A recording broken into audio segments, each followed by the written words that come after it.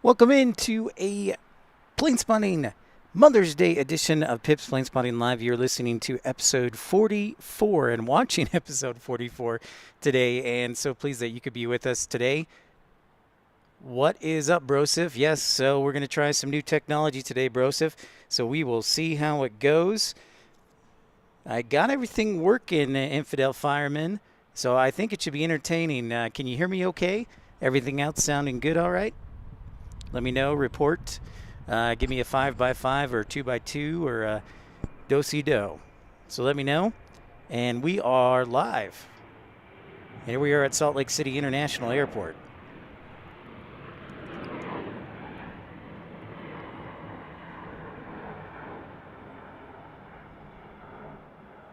Everything looks good. I'm getting good monitors from my end, so now I just need... Excellent. Sounds a lot better. Well, I think I got everything worked out. So as you notice, we've got a couple cameras working today. There's downtown Salt Lake. And then we've got our runway cam for runway 16 left, which is where we're going to be hanging out today. I got sunburn on my head, 41 years old, and I'm losing my hair, and I got sunburn on my head. So we're going to stay on the side that doesn't have the sun. But you know how I like this side anyways. But I'm excited for today's broadcast. Of course, happy Mother's Day to everyone who's out here today. And hopefully you can cross your fingers that technology works. But finally, everything's starting to come together after patience. And I just wanted to thank some of our early supporters like Infidel Fireman, Ardub, Chaotic Bean, and don't forget Tyson, and also Clark, and Micah, and Dalton for supporting. So yeah, it's a very exciting day. So I'm happy to have the broadcast on board. We're going to have some fun. We're going to educate. We're going to elevate. And we're going to entertain, as we like to say here. Soon, hopefully, I'll have some intro music to play here in the broadcast. But for right now, we're just going to have some fun. And I'm trying to get my old iPad out. It's stuck in the backpack here because we're going to have some fun with the iPad, too. Good for you, dude. That is awesome. You are set. Now, just make that first check payable to Pip Hastings, care of cash, and we'll be all set. So, we will be all set. Just kidding. Well, hey, you know, what can I say? That's awesome. That's a huge relief. Glad you got everything done. And just glad to be here. This is exciting. Like, I've been waiting for everything to come together, and now I've got multiple cameras that you can see here, so we can switch to downtown Salt Lake, and I don't have to zoom in, zoom out, pan, or anything. You can see. And yeah. Second one. Okay. All right, fair enough. Second check. All right, that's fair enough. But I've got one camera that's on battery right now, so I may have to charge it up in about an hour or so. But we'll see how it goes. But yeah, I can switch here, and great views. And a great day here in Salt Lake. We do expect some gusty south winds. And as requested by, thank you, Craig. I do too. Yeah, it's just, you know, thanks to the support of everyone here, including yourself and Infidel Fireman. And if you'd like to donate, you can do so via Super Chat or Super Like. But yeah, I'm going to put that back into the business. It's just fun to be out here and meet you guys. And it was great. So, yeah, we're just getting started here. And I'm very excited. So, with that being said, let me do something here. I saw our A330 friend. I'm assuming that is Delta 56 headed to Amsterdam. Let's verify that. So, give me one moment. But yeah, it should be, we see him at the end of runway 16 left. And yeah, Delta 56 getting ready to depart to Salt Lake City.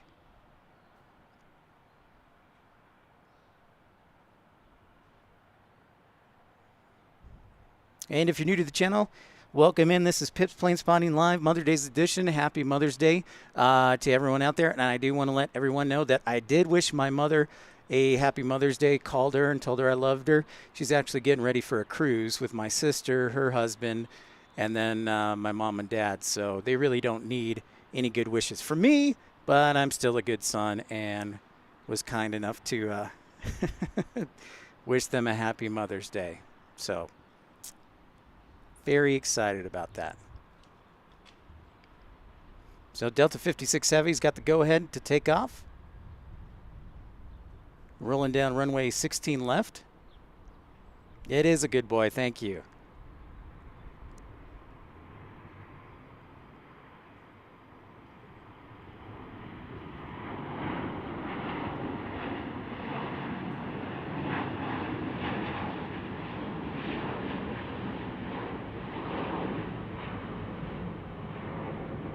And we're off and running here on Pip's Plane Spotting Live. Amsterdam, off to Amsterdam, the Netherlands.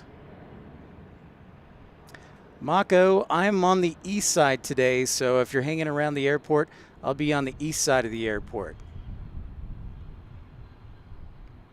And I know Aiden said he might come, so I hope he's tuning in. And so we'll see if they come over.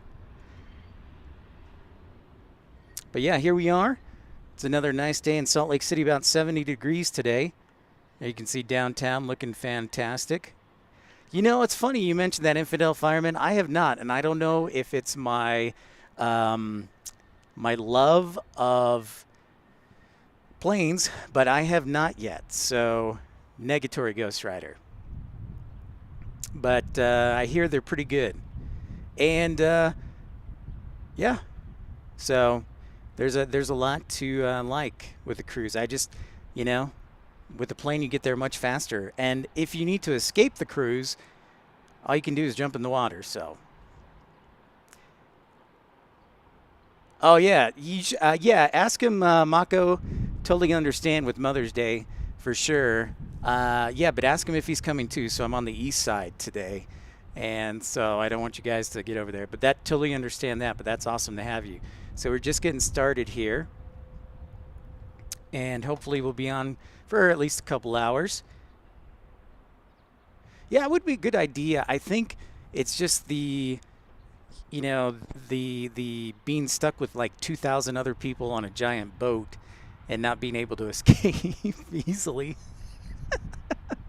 So, yeah, that's the only drawback with that, is what I would say.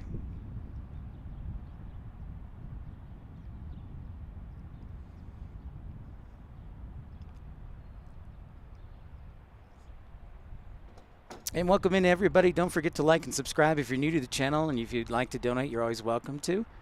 Got some action here on runway 17 left, so we'll scroll over to that here.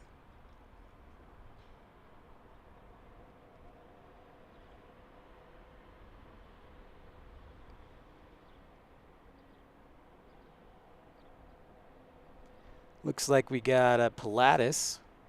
Or is it that Skoda? It's tough to tell from a distance. I've never been good at telling the distance between a Skoda and a Pilatus, or a TBM for that matter.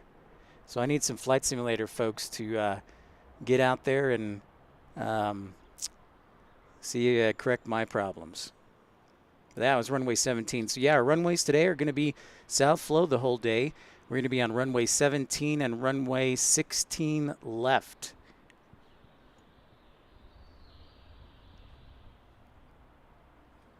Mako. Yep, I'll scroll right over. So Mako, I'm going to charge you to have...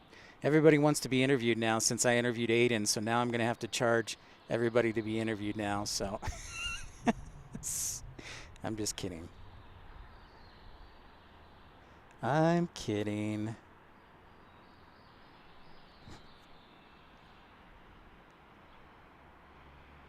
PC-12? Okay. Yeah, I didn't get a chance to look at flight radar. You know, Mako, I could hire you and Aiden as cameraman, and that would be pretty cool. Maybe you could get credit like for school in like a communications class. I don't know if that will actually count, but hope you got a good look there at the KC 135s, my friend. Didn't see any special visitors, but you know, Deuce. Welcome. Good afternoon from Boston. I love it. Happy Mother's Day to you and yours. And we're here in Salt Lake City. Good afternoon. Welcome into the party. Well, Craig, thank you for the support and the thumbs up. Yeah, I kind of like it too. So my background, I actually have a journalism degree, so I have a little bit of multimedia experience, and so hopefully that shows a little bit. S- We awesome, man. So we will do like that would be great. You can come on down, be the cameraman, and I think it would be cool if you could get like school credit for it. So Deuce, one of my favorite airports, Boston Logan. Of course, would love to get out there and plane spot. I did was 2 summers ago, but would love to get back there. So sorry if the camera shakes a little bit. We might get gusts up to 20 knots. In fact, let's go to our weather, our current observations here, just recently reported from Salt Lake City.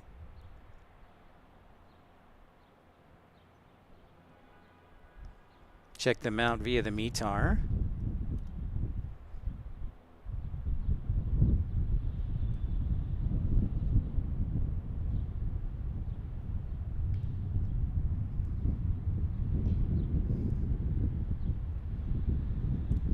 So here's the latest conditions from Salt Lake City from the reported at 2054 Zulu. They're great mountains to ski in, Deuce. So our METAR for 2054 Zulu is winds out of the east at 7 knots. Variable winds from east to southeast. 10 statute miles of visibility, ceiling at few at 5,000, scattered 16,000, broken at 20,000, temperature of 21 degrees Celsius, and dew point of 8 degrees with an altimeter of 30.21. Well, I figured next year, Mako, I figure you'll still be around. So if you are still around, then we could figure out something for you.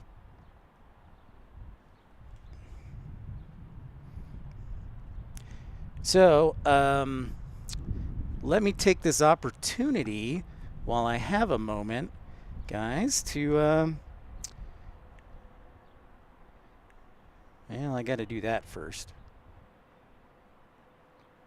Totally forgot about that. Well, never mind. I'll get the iPad working in a minute.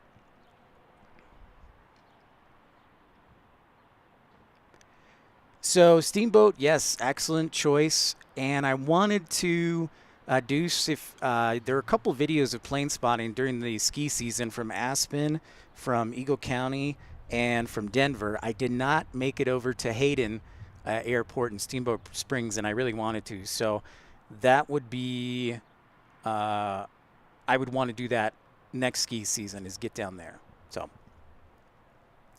yeah, for sure. Great choice. Inbound to us, we've got a Gulfstream 4 that just flew by. You can see at the very top of your screen. In the meantime, we're waiting for Delta 1022 to depart, headed to Houston on a A220 1000, or 100, excuse me. So.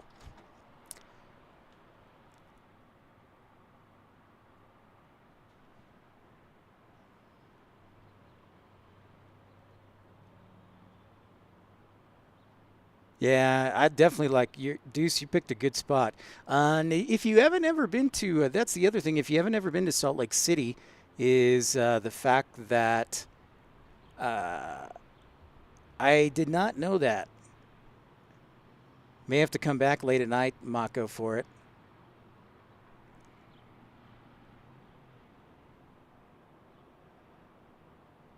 There's our Gulfstream.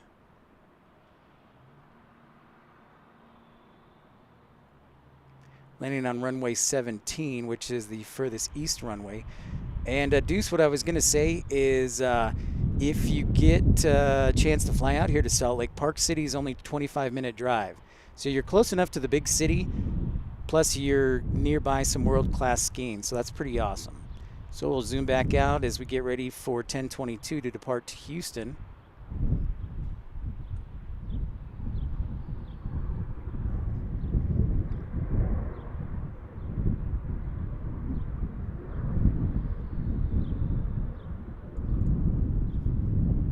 Okay, I will do my best. But probably, I think with my work schedule, I'll probably be going to bed. But if you're new to the channel, I encourage you to like and subscribe. Welcome in. My name's Pip. This is episode 44 of Pip's Plane Spotting Live. I'm based here in Salt Lake City, right along the Wasatch Mountains, which you can see right there. And Deuce, like I said, downtown Salt Lake is just a few minutes from the airport. And if you go beyond those mountains that you can see there, your 25 minute drive to Park City. So pretty cool action going on. And easy to get to, except if you don't have all-wheel drive or snow tires. So anyways.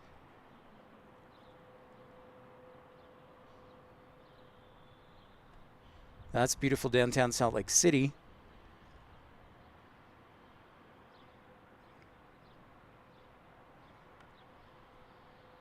Back to runway 17 and 16 left there.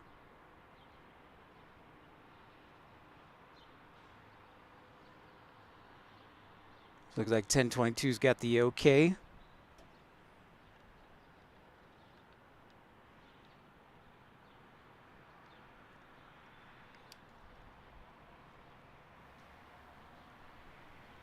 Gulfstream 5, Juliet Foxtrot, cross runway 17, taxi Kilo to the ramp, Skyhawk traffic, exit downfield. Gulfstream 17. We look for the style. Yeah, Zion. So when you fly into Salt Lake 2, yeah, you're 3 hours. Bryce Canyon would be probably the closest. And then you can head down to Moab and then down to Zion in the southern part of the state. And Arches. Don't forget Arches. So, yeah.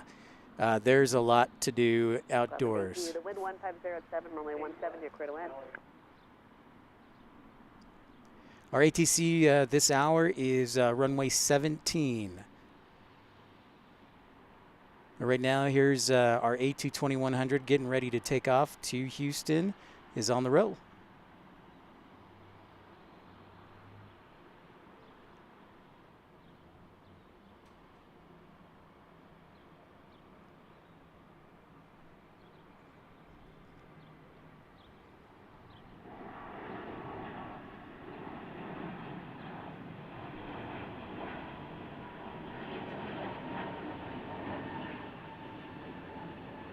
Gulfstream 5, Juliet Foxtrot, where are you guys parking? Sorry, say that again, sir? Signature 1506. Thank you. Yeah, so Mako, I've got a scanner that you can buy. Scanners are usually about $100, maybe 120. And I've got just a 3x5 adapter. And just plug it into the, I've got a mixing board here too. So I've got a little setup and just rocking and rolling. So yeah, that's all there is to it. Delta 2246 is next on the roll on an A320 headed to San Diego. So what I would recommend, Mako, is just maybe looking up scanners like a Uniden scanner. And depending on when you get, they can be like 150 to really expensive depending on what you want to do. So, but mine's just a simple handheld, so it's like $120. So yeah, that's all there is to it.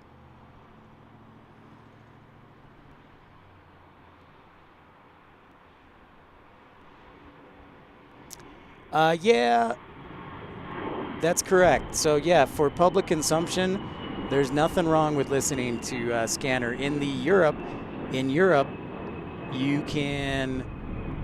What did they say on a couple weeks ago? We had a friend from over in the UK and said it's illegal to do that. And for the Air Force, I'm sure it is. But for, public, there's no law. Nope, perfectly legal.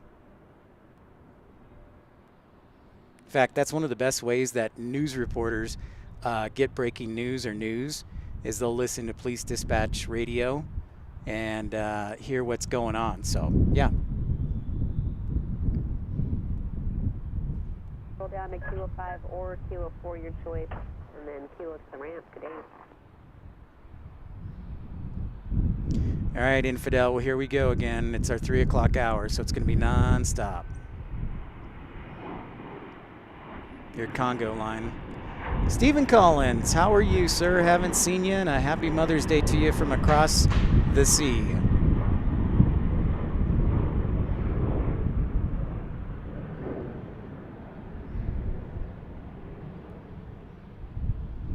I hope you are well as well.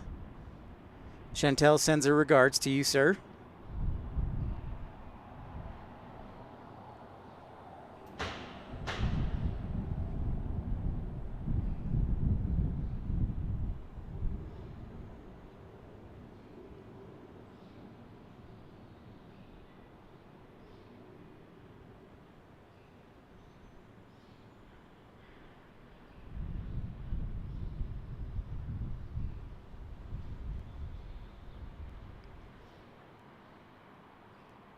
Dario, buenos dias. I guess it's still buenos dias, Dario. Hello, my friend. Happy Mother's Day here from the States to you in October, you said, I think, yesterday. Mother's Day is in October in Argentina. Is that correct?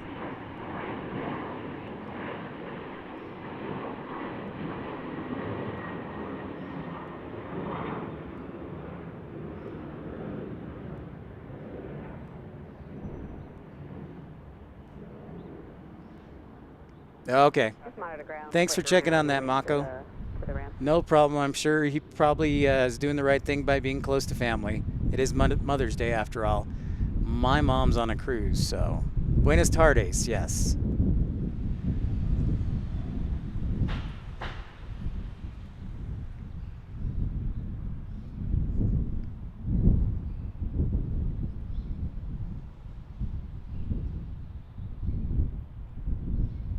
Passing by us is Delta 3870 to Fresno, and then behind them is Delta 4055 to Colorado Springs. Our buddy Chaotic Bean is close to Colorado Springs. It is a nice day, yeah, so it's a little windy from the south, so we've got the south float today, Dario. And temperature of about 70 degrees, 21 degrees Celsius. So yeah, a nice day today. And for the climate here in Salt Lake City, it tends to be fairly dry, so it's not super humid, so it's very nice out today.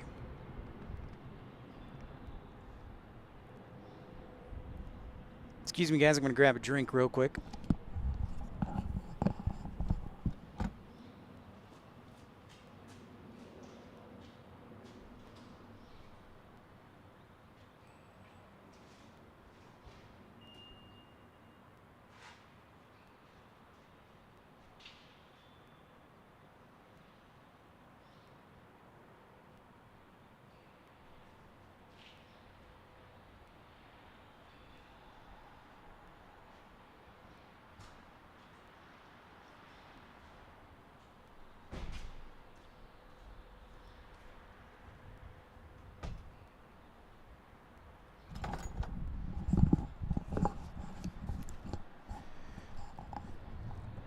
All right, we're back.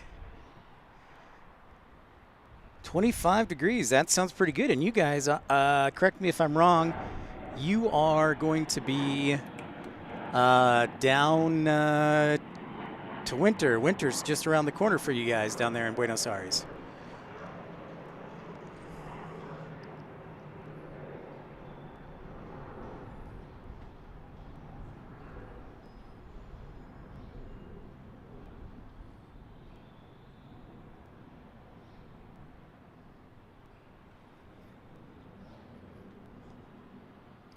Salt Lake City looking good as always.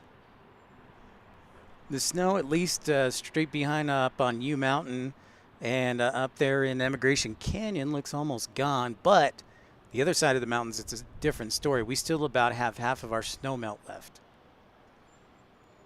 I agree, Stephen.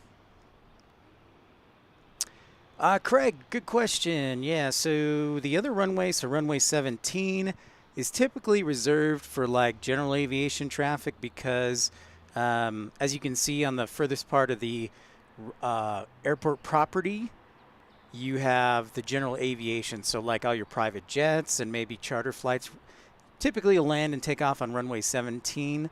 runway 16 left and runway 16 right, 34 combos, they see most of the action. So, yeah, it'll be interesting to see what you have, Darl. You'll probably be sending us pictures of like a foot of snow.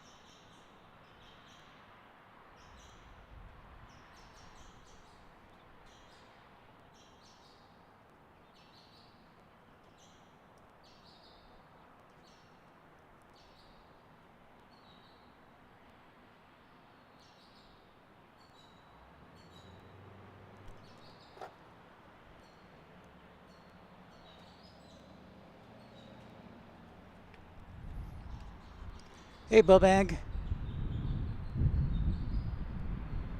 Mako, he's just excited because I'm such a great broadcaster, that's all. That's all. Or maybe his keyboard's broken, but regardless, I love his enthusiasm.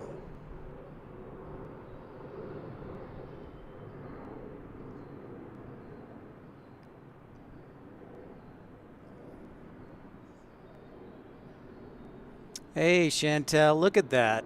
Stephen Collins, Chantel could sense that you were on.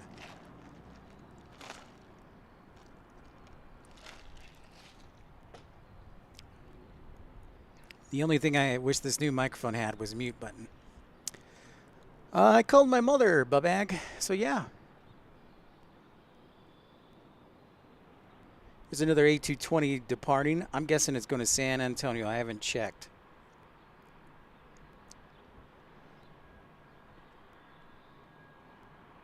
Whoops. Sorry about that, guys. Still getting used to the two camera setup there. But here's our A220-100. Steep climb up in the skies. And a right turn.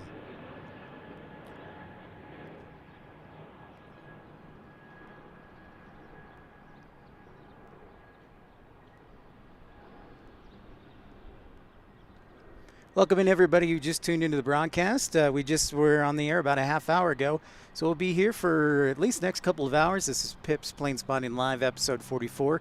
And if you're new to the channel, I encourage you to like and subscribe. That way you'll know when and where we'll be broadcasting from next. Happy Sunday and a very happy Mother's Day to everyone.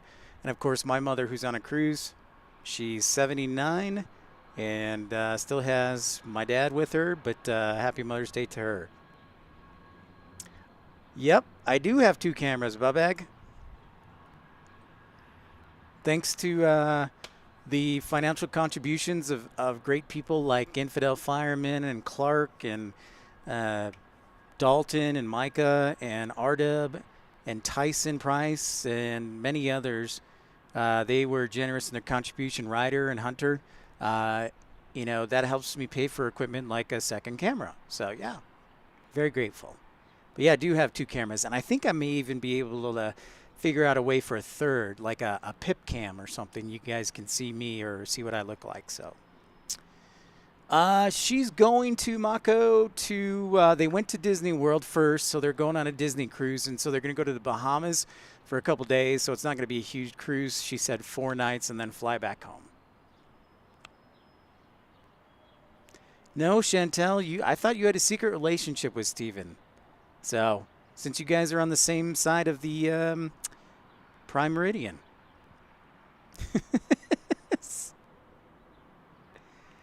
Bubag, you're going to get blocked. I get to run the show.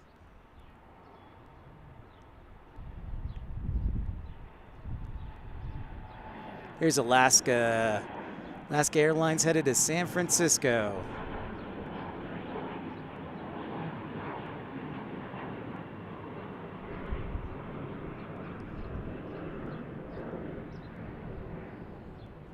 That's awesome, Steven. I was watching it on TV. So, yes, thank you for bringing that up.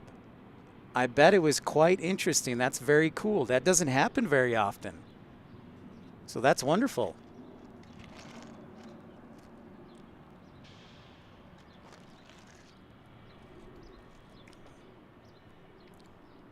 So, we're looking at runway 16 left.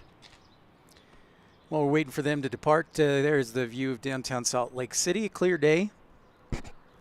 Looking good.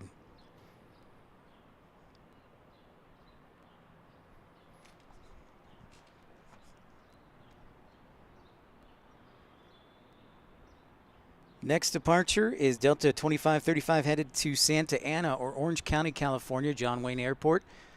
They have so many names for it on an A22300.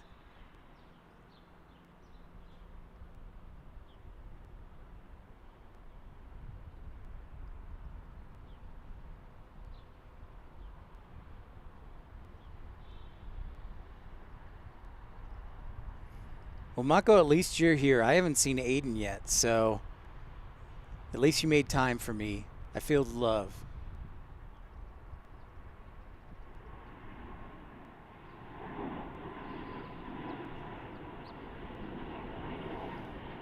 Off to California. Probably take a right turn. Or maybe, well, they'll be going straight south, so no. Yes, love is in the air. Hey, Andy. Wonderful to see you. And yeah, it's a gorgeous day here in Salt Lake City. 21 degrees Celsius, about 70 degrees. A little bit of a brisk wind, but yes, a wonderful day for plane spotting, my friend.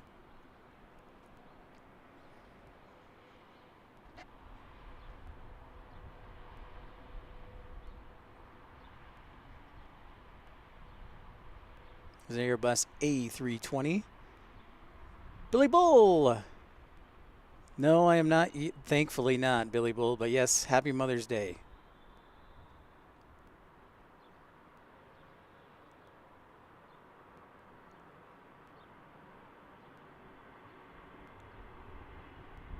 Well, maybe I should do like a seminar about bag or something.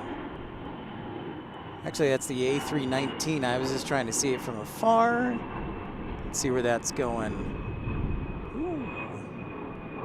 Jackson Hole.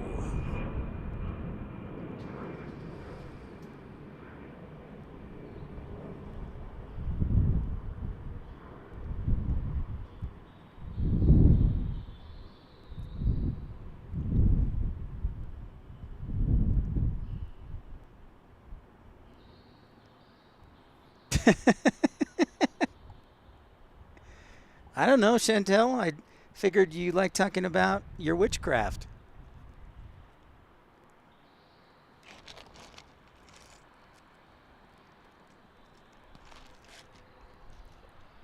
Just trying to make love happen, you know, not force anything. Looks like we got our tiny CRJ 200 departing.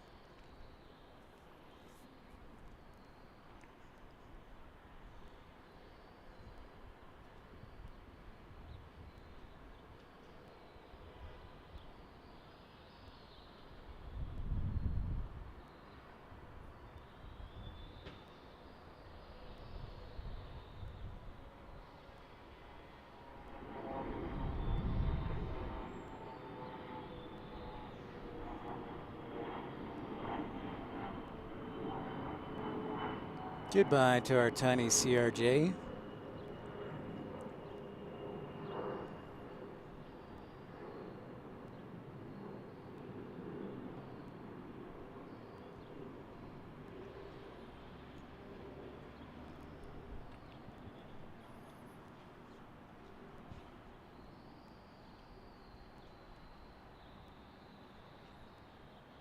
Next up will be Delta 1277 from Salt Lake City on an Airbus A319 headed to MCI, Kansas City, the new KCI.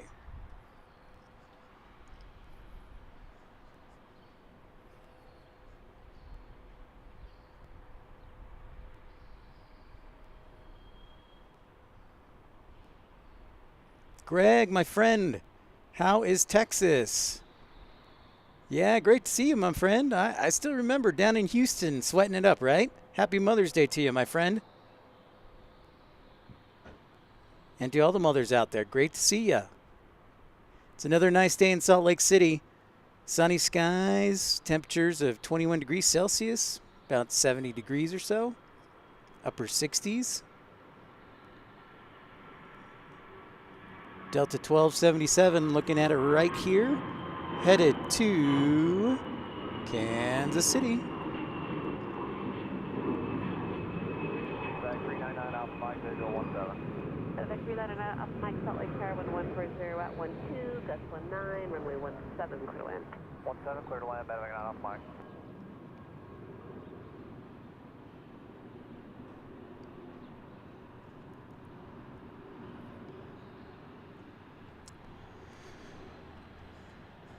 All right, guys, while we have a moment in between the departures, wanted to talk to you about some new things. One of the things that I wanted to mention is an easy way that you can keep track of aviation weather, and the website is totally free. So let's see if this works.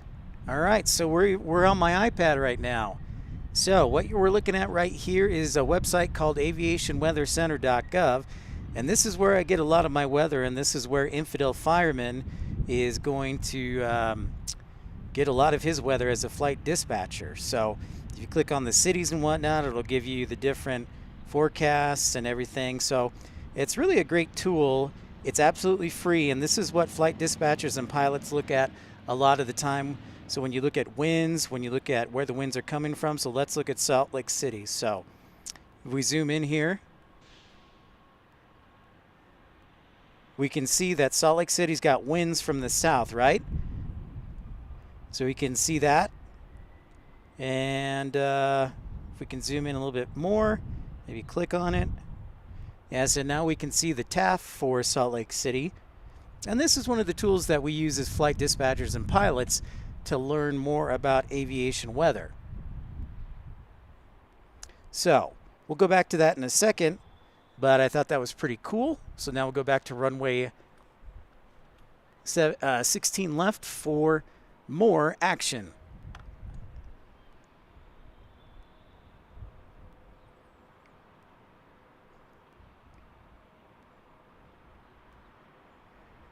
Well, Greg, you're always welcome out here. It's nice dry air. It's not humid.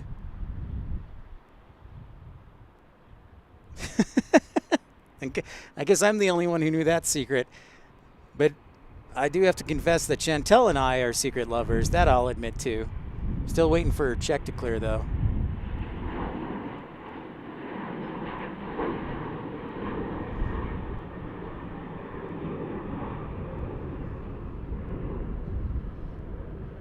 Plain Jane, hey, what is happening? Happy Mother's Day.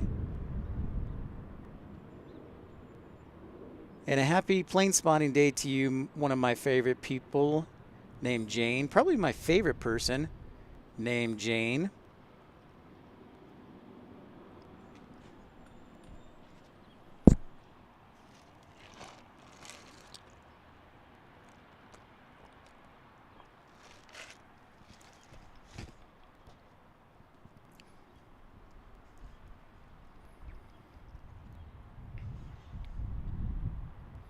Come on, Infidel. Tell me that wasn't cool to get on my iPad and show off the Aviation Weather Center. It was dope. Delta 3714 next in line. And then behind them, we've got Delta 2998 headed to Spokane on an A220-300.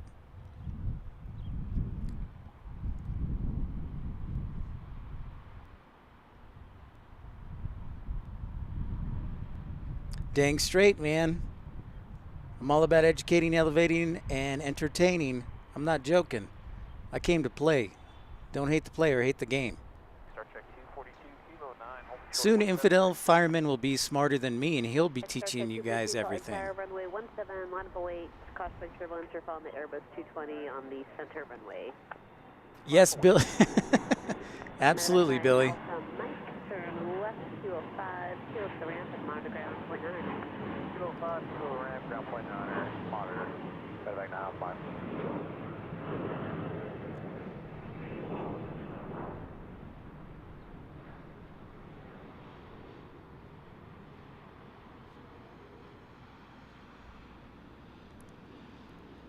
Next up, no delay, our A22300 departing to Spokane, 2998.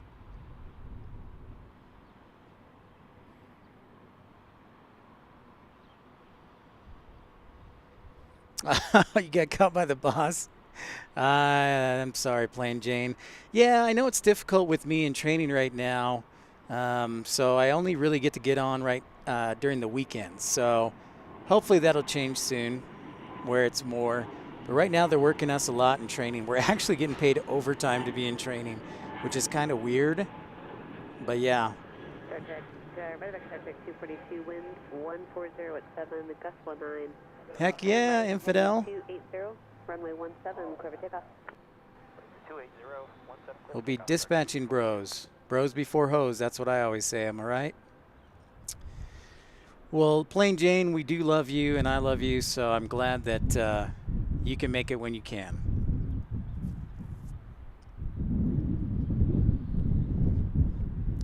Well, we're waiting for the next lineup. Salt Lake City downtown looking fantastic today.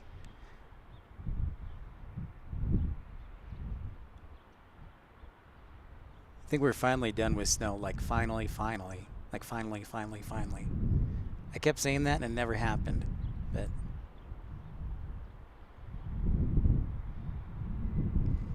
Yeah, and if you're new to the channel, I encourage you to like and subscribe. We'd love to get to know you and love to be a part of the plane spotting community. We're here in Salt Lake City if you're new to the channel.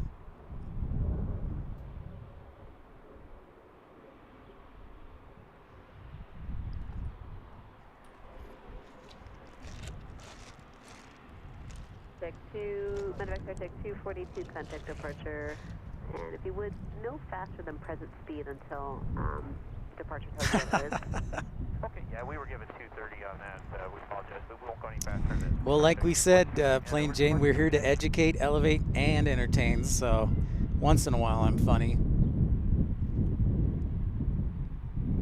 Our Embraer E175 aircraft right there.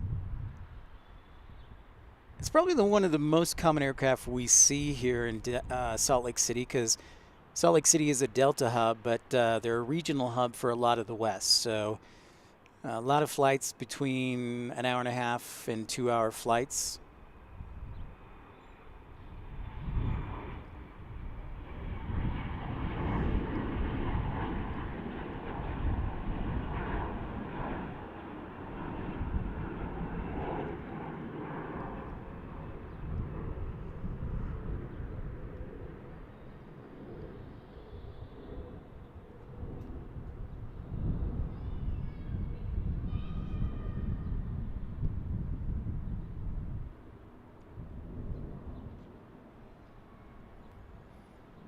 So if you're new to the channel, Infidel Fireman, I hope you don't mind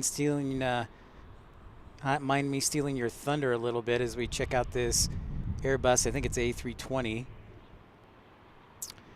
Infidel Fireman has a new job as a flight dispatcher and will be working at the end of the month starting. So we're very excited for him, and that's exciting.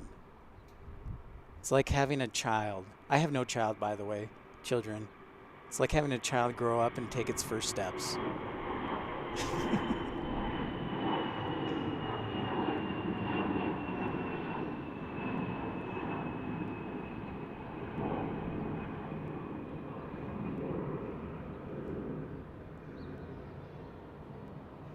Plain Jane, good question. When is the best time to visit Salt Lake City?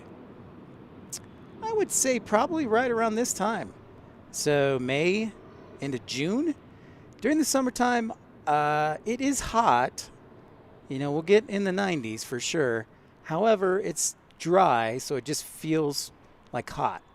I know that may not make much sense, but it's not like our good friend Greg, who's suffering right now in Houston, where it's hot and humid. So I would say probably around right now, May to June. Now, if you like going out on the lake and it being warm, then I would say June through September.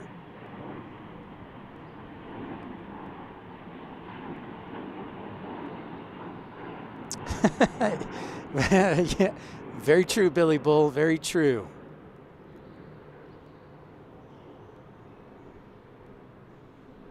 Good point.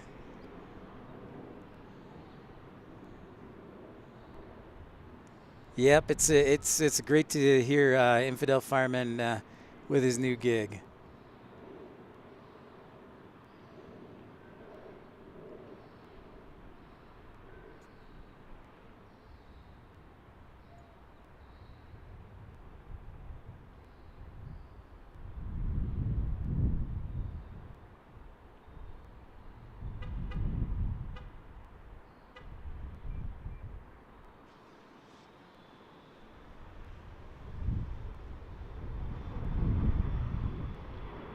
Yeah, very nice of you, Greg.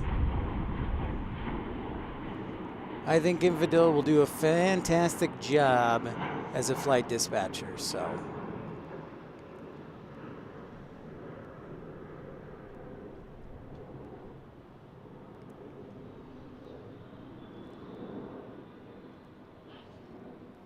And speaking of that, if you guys want to email me and introduce yourself or share photos that Dario and ERB do an excellent job of. Oh, Flare18 also sent me an awesome video of a A330 Royal Canadian Air Force yesterday. That was super cool. So let me give you my Instagram handle and my email.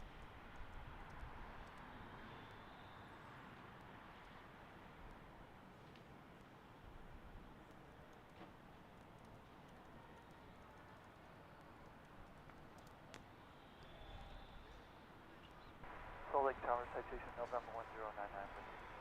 Citation 1099, Salt Lake Tower, wind 120 at 7, runway 17, clear to land.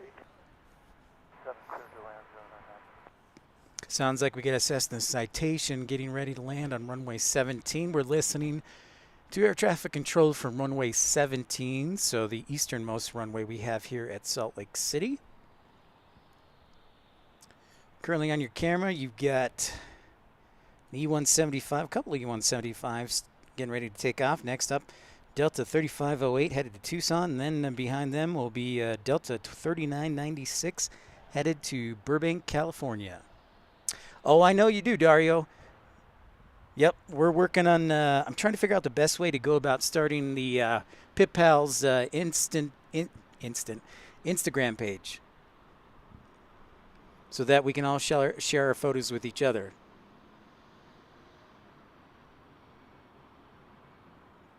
Yeah, we got some good photographers here. You know, Aiden showed me some great photos, and Mako and Dario and ERB. We get some great photographers who are part of this group.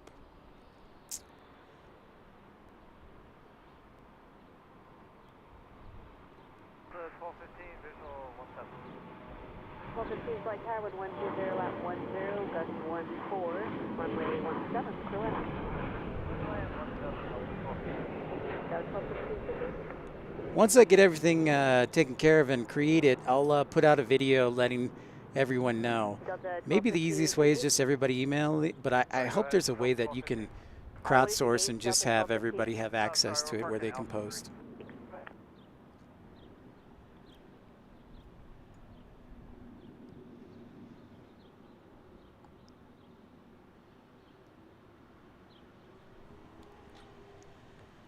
Salt Lake Tower, Rockets holding short 17, ready for departure.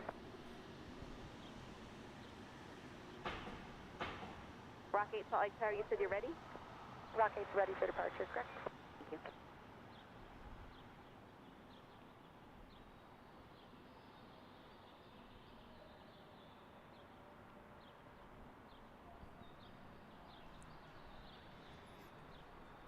Well, we have a minute. There's the beautiful downtown Salt Lake.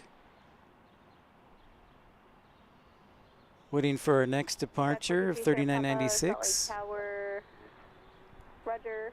You can begin your right-hand turn, cross over the numbers of runway 16 right, runway 17.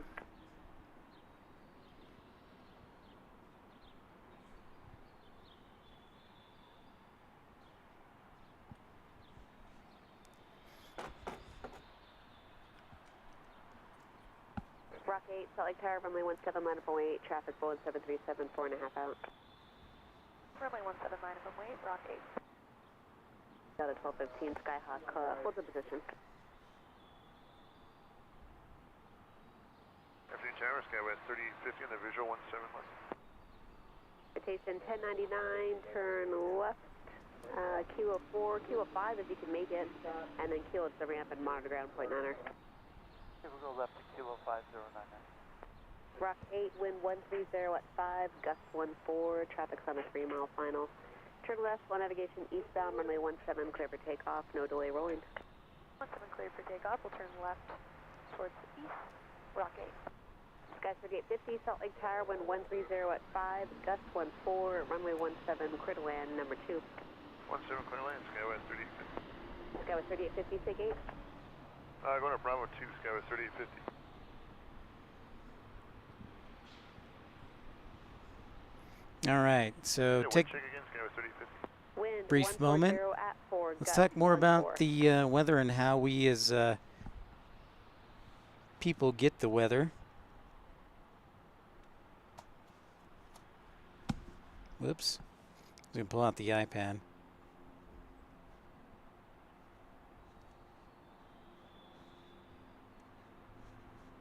Rock 8, if you, when you're able, sidestep slightly to the left, please, to the east. Sidestepping to the left to the east. Rock 8. All right, so this is what I wanted to do. I was like, there's got to be a way that I can telestrate like John Madden from the NFL. So let me know how this goes, see if you like it. But while we've got a break in the action, Okay, thanks. I thought I'd show you a little bit more about what we look at when we're flight dispatching our pilots. So first thing I want to show you is right here. In the United States and in every country, you have a unique identifier for your airport. I cannot remember what I gave you, but navigation eastbound. So Oh, what you navigation see eastbound. there, Rock 8. actually, I think I'll probably use this because it's a little bit thicker. All right, so KCLC. So all the airports in the United States except for Alaska and Hawaii have that identifier of the K, and then it's the 3-letter identifier code, all right? So the first thing you want to do if you're trying to look at the current conditions at an airport, you can pull up this website, right? aviationweathercenter.gov. And then you can type in, look for TAF, so TAF text data. So you can look at the forecast, make sure you include the METAR. So this gets your current conditions. And I'm erasing everything like I'm on a draw board. But you include the METAR, which is METAR's current conditions. TAF is what's called a terminal area forecast. So it's for usually for a 24-hour period. So the METAR is every hour, so it'll be updated here just about right now. What a good husband. So now that we've got that, the METAR, let me show you which line is the METAR. Infidel fireman, way to be a good husband. What a guy.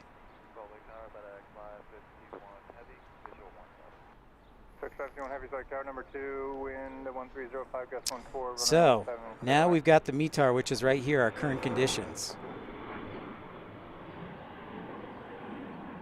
We'll take a break to catch the FedEx Heavy because I know some people.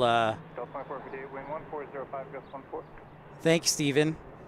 I'm glad to hear that. Yeah, I've been got new equipment. So next thing, this is our METAR. What I've got circled, these are our current conditions. So we always do it in Zulu, which is 2054. The next hour will be 2051 or 2154, 20 something variants of that. And then it's decoding the METAR. So we'll take a break. So just keep that in mind. Your current conditions are your METAR, and your 24-hour forecast is what's called a TAF, or a terminal area forecast. And we'll come back to that. But I want to catch the FedEx because everybody's going to yell at me if I don't catch the FedEx. So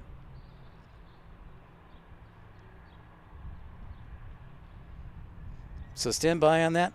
Let's go back to camera 1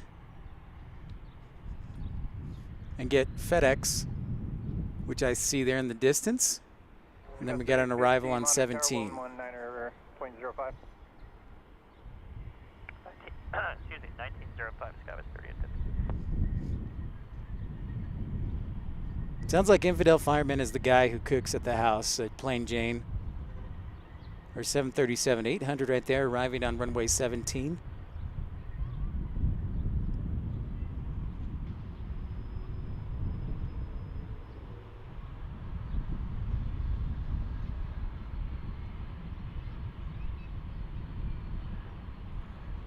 Seven 737-900, excuse me, from JFK.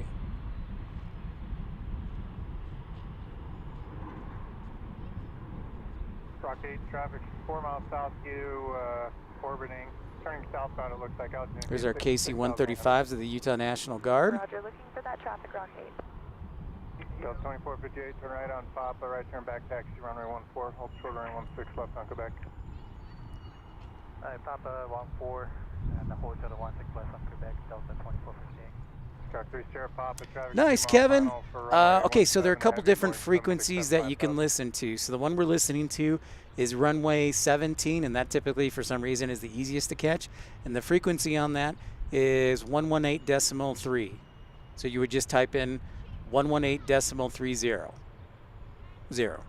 But it's yeah, basically 188.3. And here's our FedEx arrival, 767. Just coming into the picture right there. So runway 17 is typically 118.3. And if you go to the website AirNav, and I can pull that up for you, I'll show you where you find the frequencies as well. So this is our FedEx arrival from Memphis, our daily.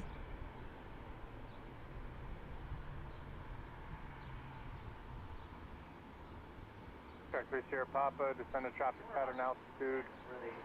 Try to get you in front of a citation 680 on a 9-mile final. Caution returns for the heavy Boeing 767, fall in, runway 17, clear to land.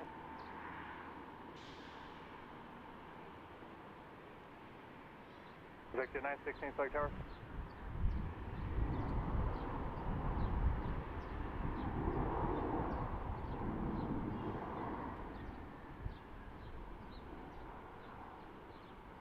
FedEx 551 heavy, turn right on Papa, right turn back taxi, runway 14, hold short, runway 16 left on Quebec. Right turn Papa, back taxi 14, hold short of 16 left on Quebec, we've got a 551 heavy. FedEx 551 heavy, thanks, monitor tower. Yeah, so yep, that's Infidel Fireman. That's a great recommendation. That is on the to-do list. The approach plate. So many things to talk about. I mean, we can talk about flight patterns, stars, SIDS, approach plates. It's just really what anybody wants to learn or talk about. And maybe the TAF and METAR thing is kind of boring, but I think it's interesting because if you know what the TAF and METAR is, then you can get a better idea if your flight's going to be delayed or not. It's funny how that does that. So that's a great recommendation. Speaking of that, before I forget, let's update the latest METAR here. Sector 916, flight tower. Sector 916 is 4 out for runway 17. Sector 916, reduced final approach speed, following a Skyhawk, for final, wind 13012, gust 16, line 17, clear to land. 17, clear to land.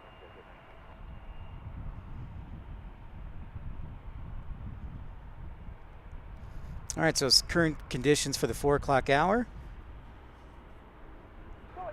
We got reported winds 160 at 12 knots, 10 statute miles of visibility, few at 5,500 is your ceiling, scattered clouds at 16,000 feet, and temperature of 22 degrees Celsius, 7 degrees dew point, and an altimeter of 3020. So current conditions are just reported in the last little bit. So pretty cool. So I hope that's pretty basic, but that's what we look at in the aviation world when we're trying to figure out what's the current conditions. So when the pilot, gets on the loudspeaker in the plane is like, ladies and gentlemen, current conditions are, like Salt Lake City currently is 160 at 12 knots. You got temperature of 20 degrees Celsius, 7 is the dew point, 10 clouds.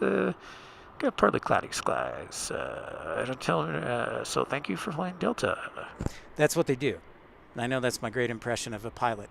But all they do is pick up the METAR, and they have the ability to look that up on their computer in the flight deck.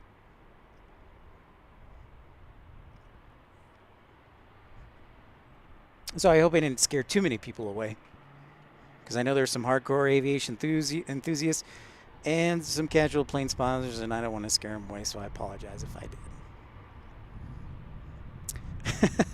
Well, thank you, Dario and Infidel. It's a lot of practice. And here we got a Cessna Citation Sovereign 680 arriving from Boeing Field in Seattle on runway 17. All right. Hey, thanks for saying hi, Plane Jane. Good to see you. Wonderful to see you, my dear. Have a good Mother's Day.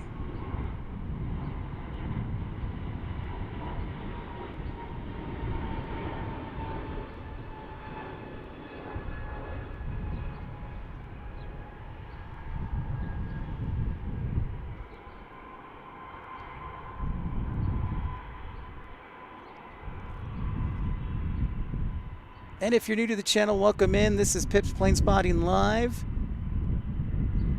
Episode 44 from Salt Lake City. 16 turn left, Kilo 5, give way to Skyhawk taxi, Kilo to the ramp. Kilo 5, give way, Kilo to the ramp. Next arrival will be on runway 17, Delta 2155 from Spokane and on an A320. So we'll focus in on that. I see it there in the distance. Say hi to our FedEx Heavy here real quick. Hi. There it is.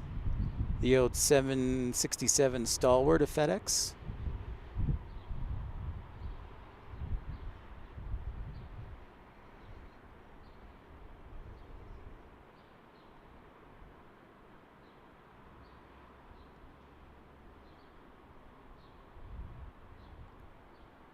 Select tower, plus 521, try to Romeo, clear for the approach.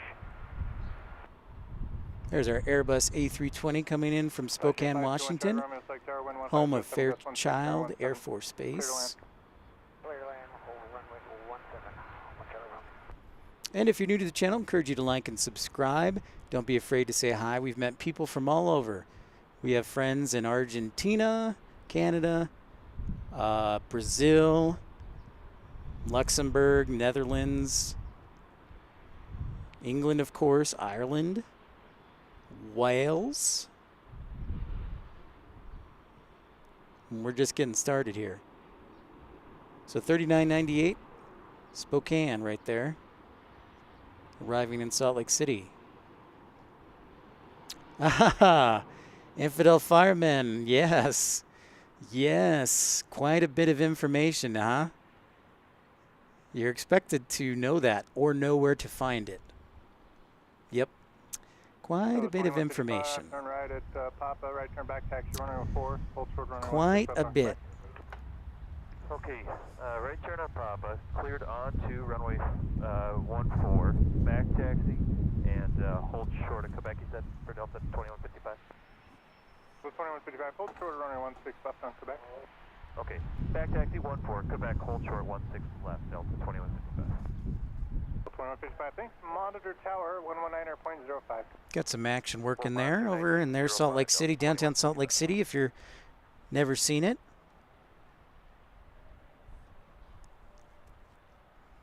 Looking good.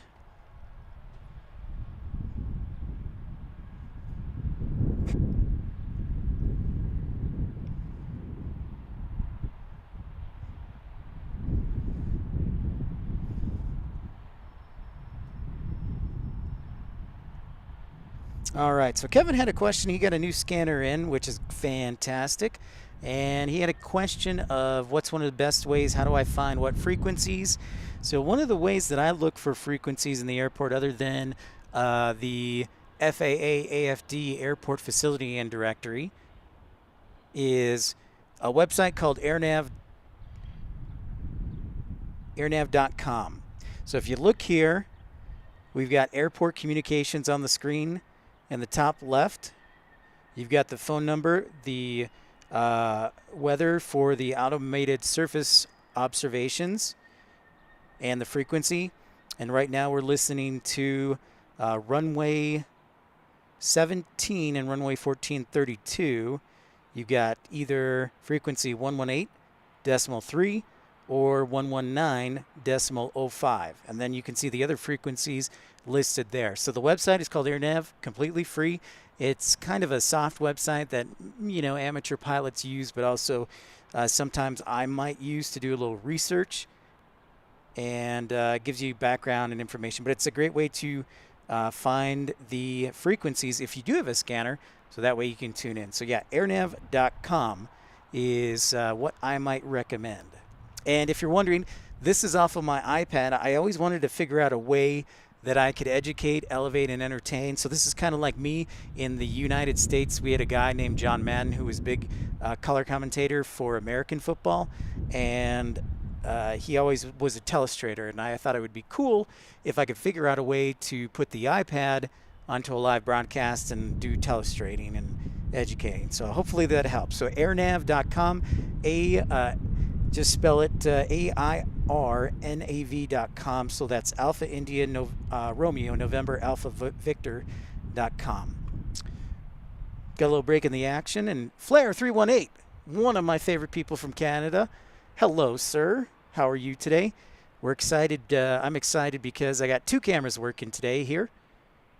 Seen a little action. We're on south flow. The winds are from the south.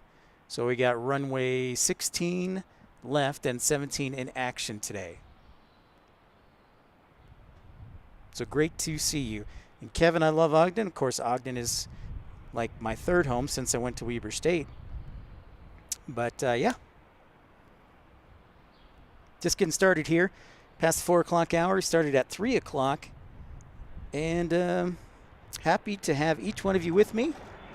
We're here from Salt Lake City International Airport.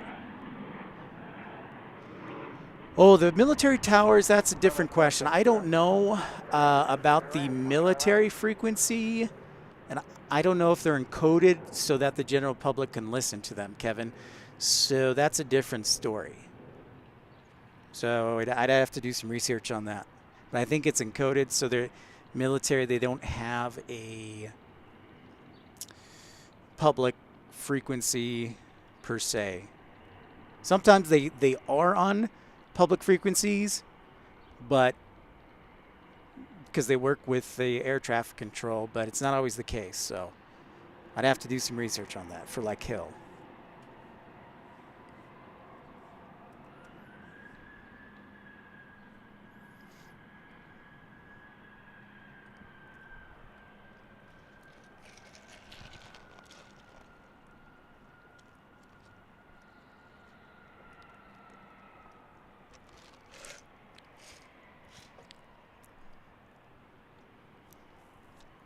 If you're new to the channel, welcome in. This is Pips Plane Spotting Live.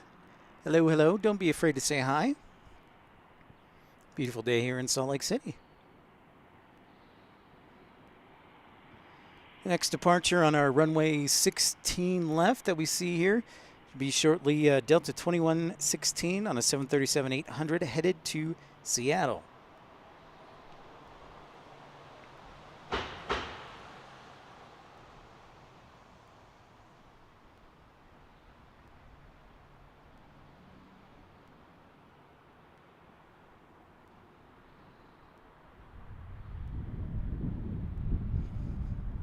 And thank you for all the likes and support.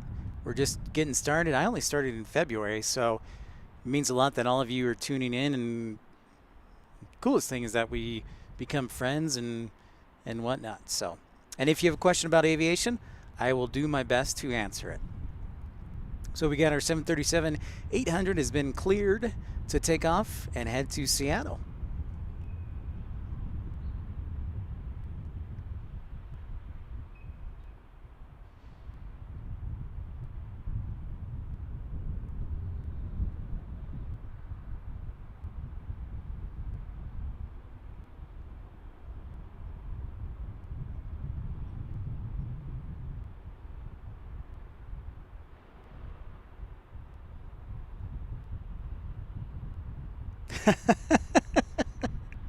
That's a good question. I'll see if you know what? I'll try and see if I can get to Ben Lomond. Might be a little far based on, but we'll see. Desert Dwight, yes, great question. So as we see this 737-800 head off to Seattle, the question Desert Dwight has is, does KLM fly every day to Salt Lake City? And the answer to that is no. KLM right now only flies 3 days a week into Salt Lake City.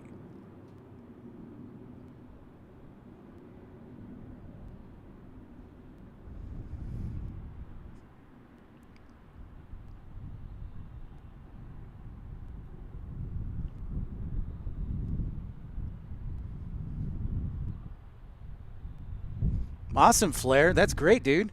Yep. I did videos, plane spotting videos, and dispatch videos, but since I started live streaming, only since February. Yep. So thanks, man. Yeah, so Desert Dwight, the 3 days, I kind of answered that question, but the 3 days that KLM flies in right now is on Wednesday around 7. These are all the same time, by the way. Wednesday, Friday, and Sunday around 7 p.m. And those are the 3 days right now. And, oh, by the way, Desert Dwight, Eurowings, the leisure carrier that's owned by Lufthansa but is called Eurowings Discover, flies into Salt Lake City in about 2 weeks for seasonal service. So that's May 27th, a Saturday, and I believe they're supposed to arrive at 2 p.m., and that's on an Airbus A330. So hopefully that gives you a little background. But, yeah, KLM 3 times a week, Wednesday, Friday, Saturday. No, sorry, Wednesday, Friday, Sunday. KLM, Wednesday, Friday, Sunday. Yep. All right, Kevin, I'm going to try and see if I can catch Ben Lomond, but I think the angle, I might not catch it, so I will do my best. Yeah, it's not going to let me. Yeah, that's as close as I can get without hitting the parking garage beam. So, sorry about that, but I know what you're talking about. I agree, Desert Dwight. It's awesome seeing international carriers. You would think like an airport that has this much traffic, you'd see more. But, yeah, we don't. But I think that'll change. And it will change soon. In fact, just a reminder that if you're local here and you're flying out of Salt Lake City, they're opening up 5 new gates this week. On Concourse A, which is actually what we're currently looking at. They're going to be on the north end, so yeah, if I tilt the camera down a little bit, the north side, I think, is where the majority of the gates are. So you can't see them because they're on the other side of the concourse. And I think it's like terminal concourse 20 gates A28 through 33. And on this side where we can see, those are all the even numbered gates. So, but that's supposed to happen, I believe, the 16th. So that is a Tuesday, if I did my math correctly. So yeah.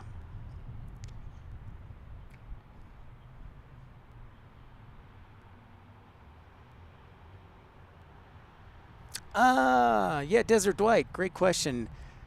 The only time that I've gotten in trouble or that was from a parking, actually was from a tow guy, I think, who was looking for cars to tow and make money on.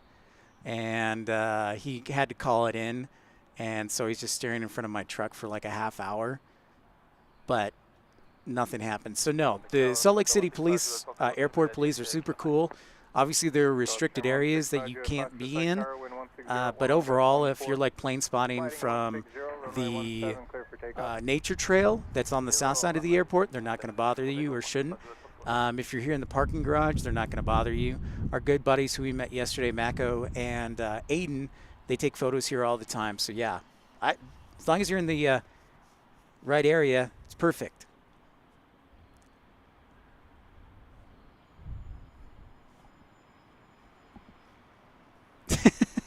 Yeah, I'm like, why are you behind? Why?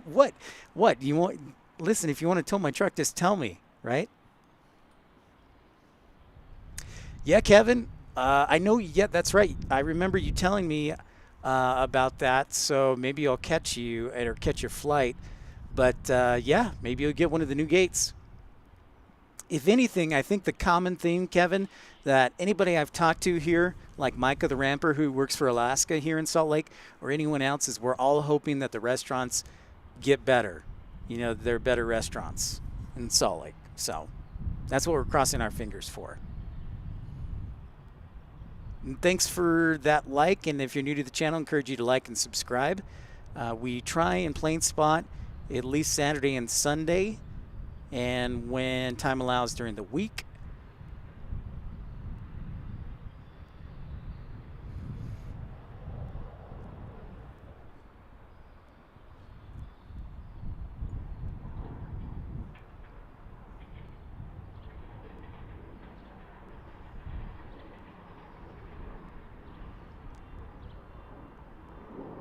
Sorry guys, I just saw this sharp looking, I think that's a Gulfstream taking off on runway 17 as I was talking, and I couldn't help not notice it.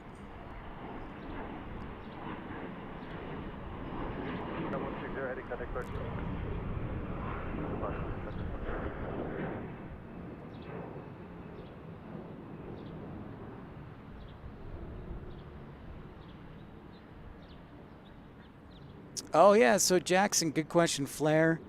Yep, thanks for keeping me up to date on the action. Appreciate it.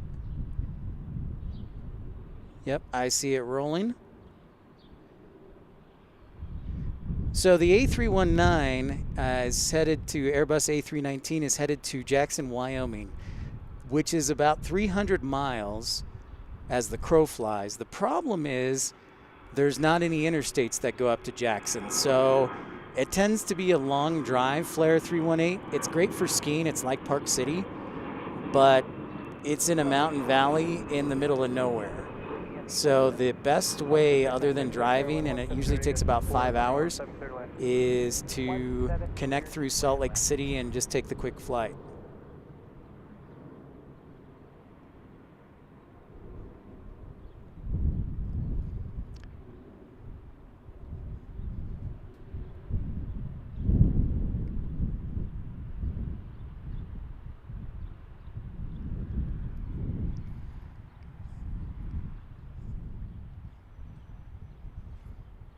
Got a little break in the action. There's downtown Salt Lake City. I am Pip, glad to be with you.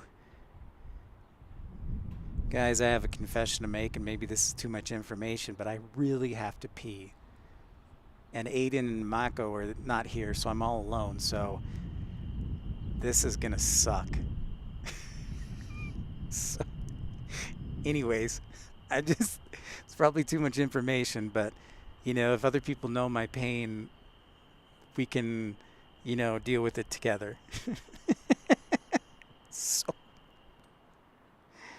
I'm sorry.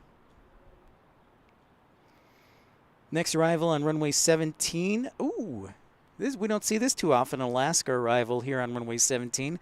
We've got a Boeing 737 MAX 9 from Alaska, 626 from Seattle. So the next 5 minutes. And next plane, thank you very much, Flair 318. You're hired, by the way. So when I come up to Ottawa, you're hired.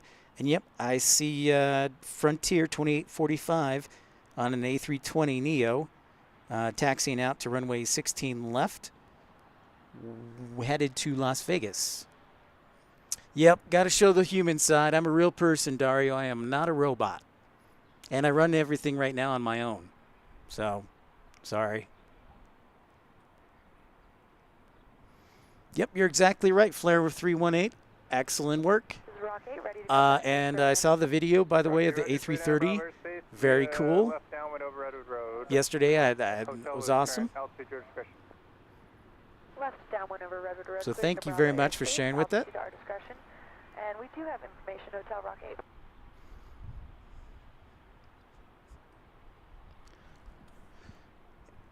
If you're not too familiar with the airport where the camera's pointed right now, it is the general aviation side where you see all the corporate jets. And Dario, the opossum is the aircraft on this tail. I'll see if I can zoom in on the takeoff for it. So I'm going to catch the max arrival for 626, Alaska 626, and then we'll see Frontier departing shortly. Yep, Flair, you're on it, man. Thank you very much, sir. You are on it.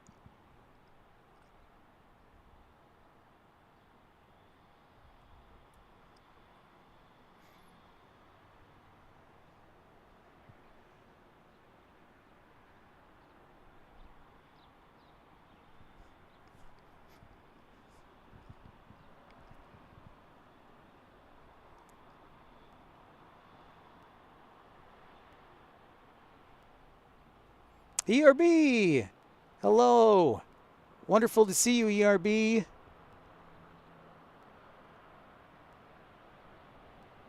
Just zooming in on Alaska 626, a 737 MAX 9 from Seattle.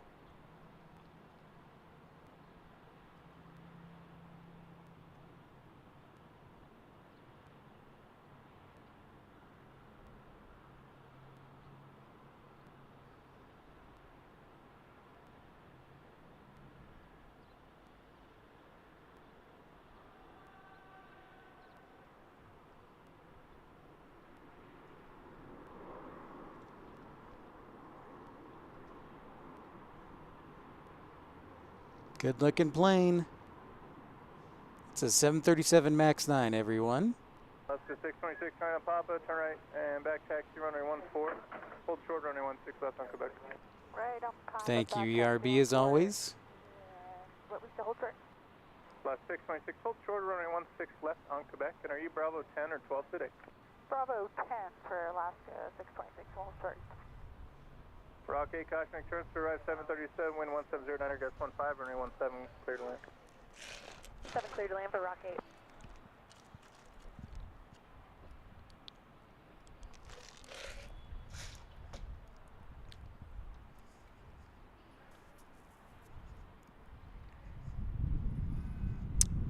Good point, Desert Dwight. Excellent. I agree. I absolutely agree, and I think the consensus is everybody's excited to have the Delta Center back here in Salt Lake City.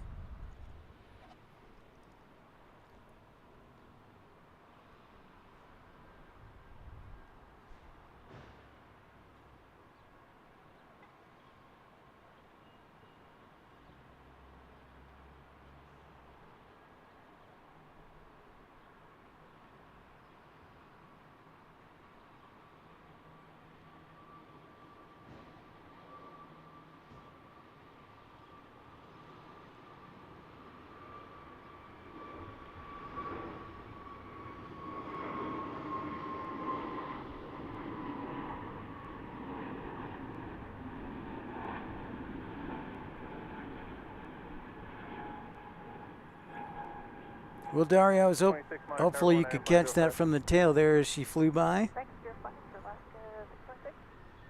119 airplane 05. 05 for Alaska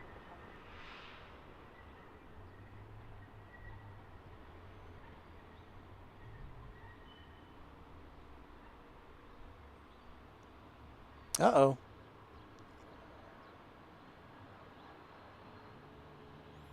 The old general emergency.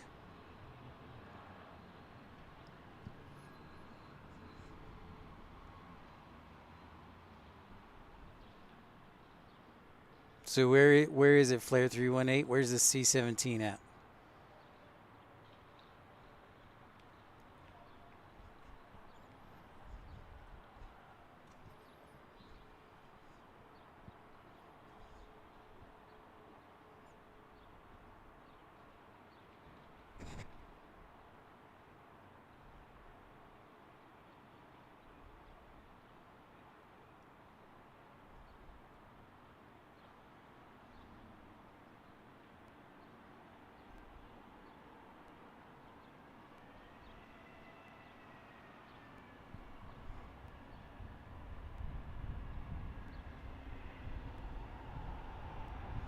Oh, you get a long weekend, ERB. Excellent. Well, I'm jealous. I'd love to have a day off. Memorial Day is when we have off, so that's in 2 weeks. Yeah. Very nice. Thank you, ERB. We take a close-up of that 737 MAX 9 from Alaska Airlines.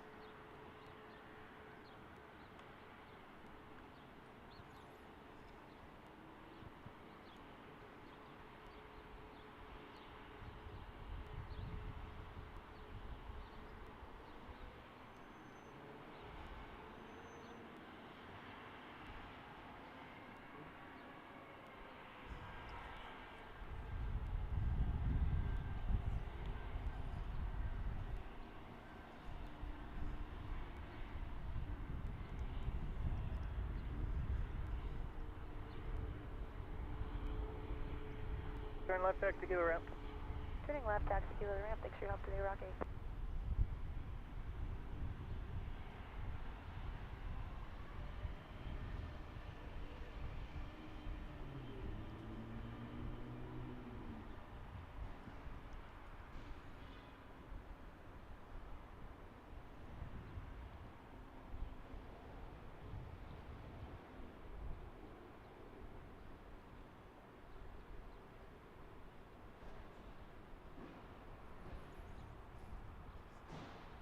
Looking back towards the east, everyone, if you're new to the program, encourage you to like and subscribe. We're here in Salt Lake City. The camera is currently pointed to the northeast, up towards what we call Davis County, the county north of Salt Lake County.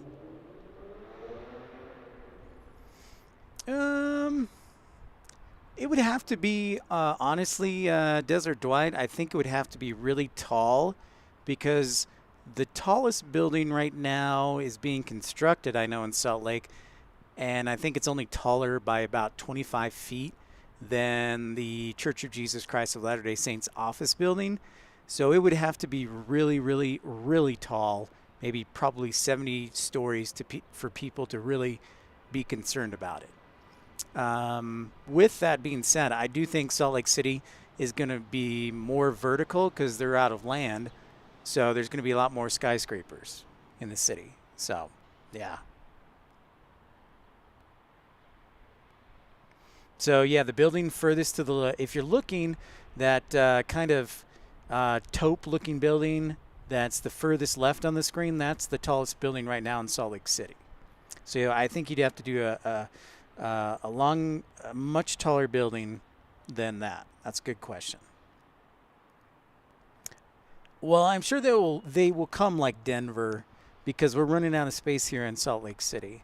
So we're having a little downtime here, folks. Welcome to Pip's Plane Spotting Live, episode 44. And make sure you give that broadcast the thumbs up.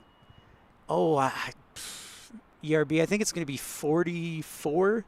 The newest building in Salt Lake City will be 44 stories, where the current one, I think, is like to the left is like 40 or 42.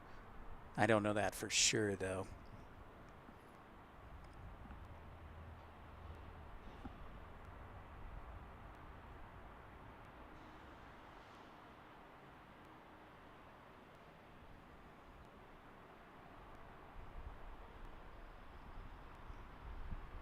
Good question, though.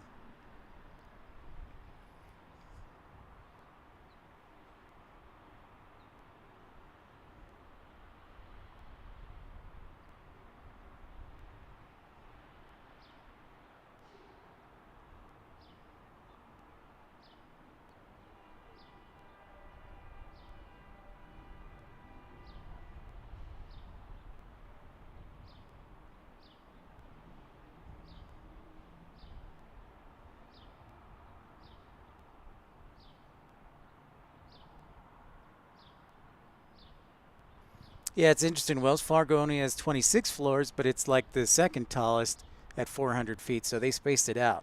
And there's a club on the top floor, too, I believe. All right, so I wanted to show you guys what we look at. If you're new to plane spotting or whatnot, or needing a good application, you know, most of you guys know what I'm going to talk about, but I figure it's worth mentioning. So here we have... I'll turn it this way so it's a little wider. So this is Flight Radar 24. The basic version, some people ask me, the question I get asked a lot is how do you keep track of these planes? Well, one of the best ways is either flight aware or flight radar. And so this is coming off of my iPad, and as you can see, it gives you like a radar view of what's coming in the general vicinity. So here we are, Salt Lake City. As I zoom in, we're at Salt Lake City right now, right? If we look to further north on Flight Radar 24, it's an application you can download through either the Android or Apple Store. But for example, the basic version, it'll tell you the plane that it is and the flight. So there we can see that this is United Express 6946 arriving into Salt Lake City, and it's right there, and you can kind of see it making a slow move to runway 16 right, which is right down here as we zoom in. So it's a really nice app. So this version actually is the paid version, which I believe is $4 a month, but the basic version just has a little less detail on the aircraft, as long as ads here at the bottom of the screen. So down by Sandy and what, there's typically an ad that pops up. But I thought I'd take a minute to show you that application, because a lot of people do have questions about how to keep track of these planes or what's one of the ways. So Flight Radar is an application that you can get that does a fairly good job. So just an FYI there, and thought I'd share that with you since I've got the iPad working, and I kind of like it. It's like I'm the John Madden of plane spotting, if you will. So anyways, but yeah, if you zoom out, you got the United States, you can see all the traffic and whatnot, and of course you can see ERB and Dario down here in South America, you can see what's coming in, and then across in Europe where Steven is, we can see what's happening. Of course, it's later in the evening in England and the United Kingdom, and even down here, I know Chantel probably fell asleep on me, but you can even go down to South Africa where Chantel is. I think she's in Johannesburg or Cape Town. I think she's in Cape Town. So, pretty cool. Since we got a little bit of downtime before the next departure for us. In fact, let's see. Do we have any departures? Taxiing out. Let's see what we got. So we might see Delta 3648 from Salt Lake City. Porto Alegre, one of my favorite cities that my parents lived in for a couple years. The Happy Port. Absolutely, ERB. So we got a little bit of downtime. Don't see any arrivals on the horizon there.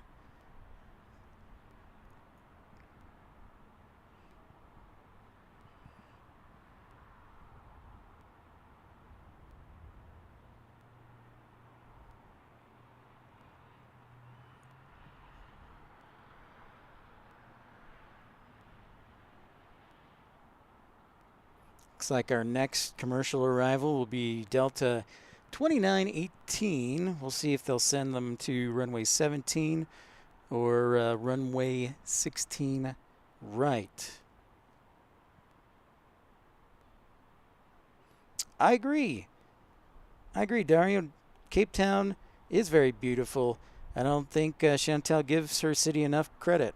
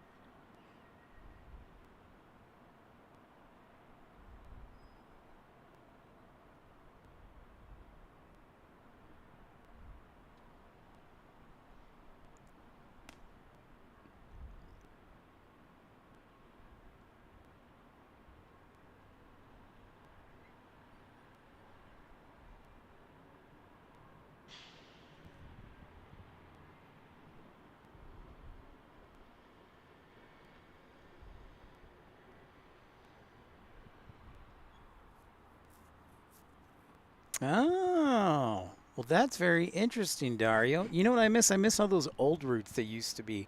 Because Salt Lake used to have a nonstop to Tokyo that's been gone for several years now via Delta.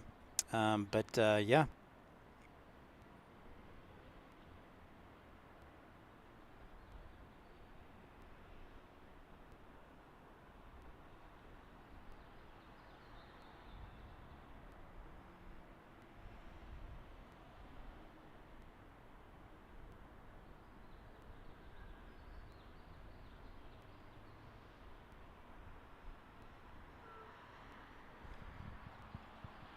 If you're new to the channel, I encourage you to like and subscribe and also share with your friends if they like great plane spotting. 55, 8 Lima Mike with you, visual. Met some great people on here, and don't be shy or afraid. Medevac 558 Lima Mike, flight tower wind 1506, runway 17, clear line. 17, clear line, Medevac 8 Lima Mike.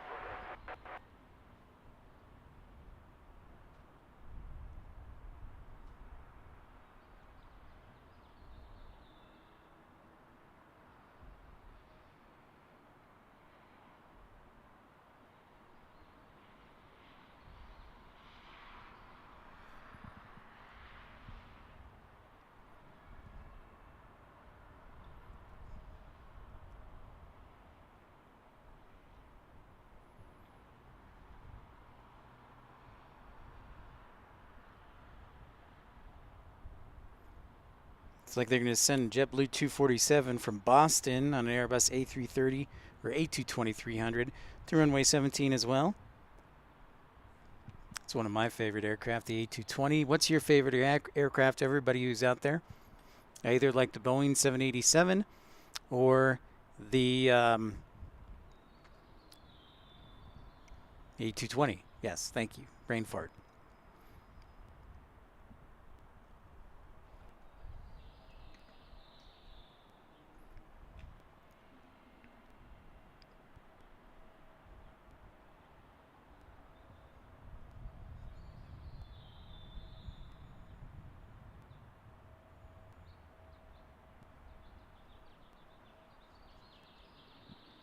A380, an excellent choice, Desert Dwight.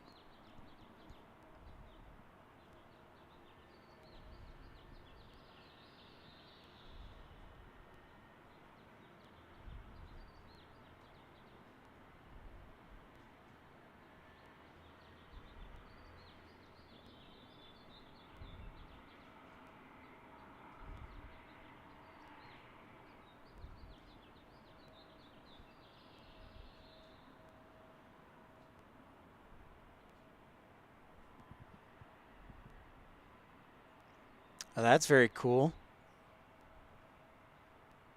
Yeah, the 7-4 Desert Dwight, that's very cool. Everyone, speaking of that Desert Dwight, I don't know if you're aware, and Dario, that is a excellent plane, very unique. Yeah, I think that one is very cool.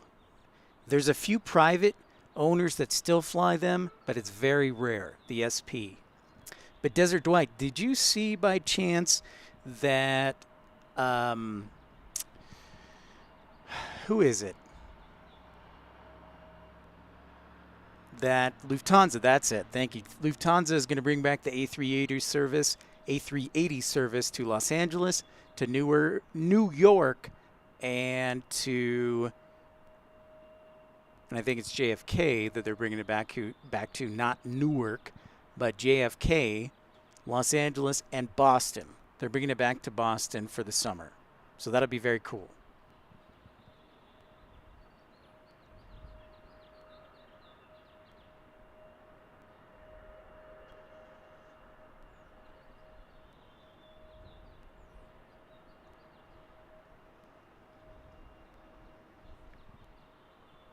Yep, LAX. I know that's the airport that everybody requests that I go to, and I would love to go to, and that's in the works. So, but it just takes a little time. But yeah, definitely, it'll be a fun summer in Los Angeles, New York, also Boston. In fact,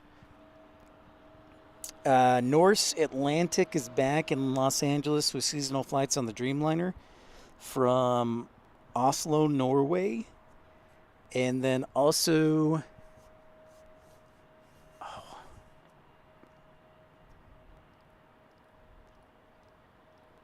There's a couple more new airlines flying into LA this summer. Yeah, it's good to see them back.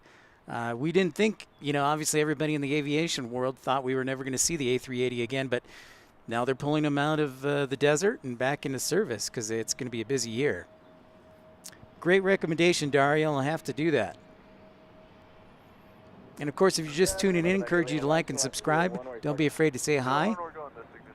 And it means a lot that every one of you is tuning in. I know it's a Mother's Day, so happy Mother's Day to everyone here in the United States and any mother who's tuning in.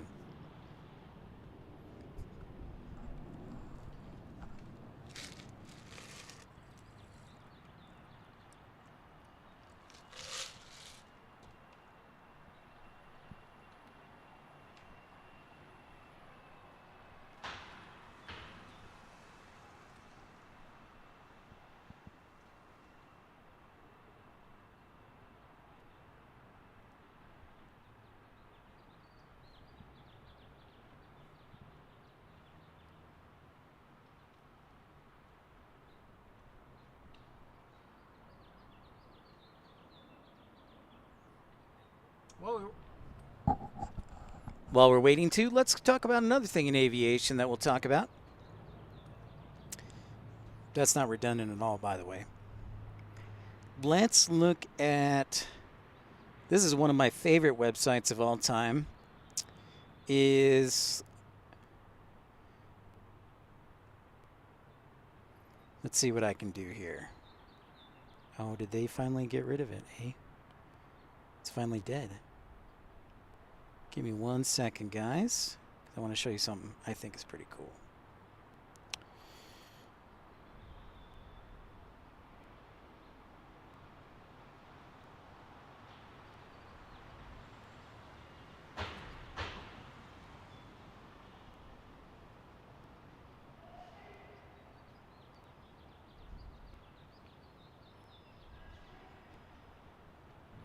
Yes, this is what I want. Perfect. All right, we get a little bit of the downtime. Here's downtown Salt Lake again, looking as beautiful as ever on a perfect day here in Salt Lake City.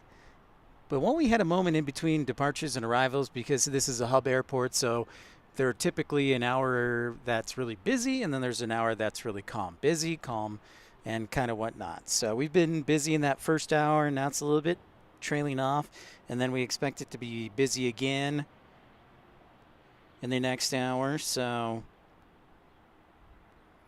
I got sunburned yesterday, everyone. It was so bright out here, so I'm also a little cautious because the sun's on the other side. But so I'm protecting my head here. But while we have a moment, let's take a look at a website called NASStatusFAA.gov, if that's all right. And this is a really cool website for a couple of reasons.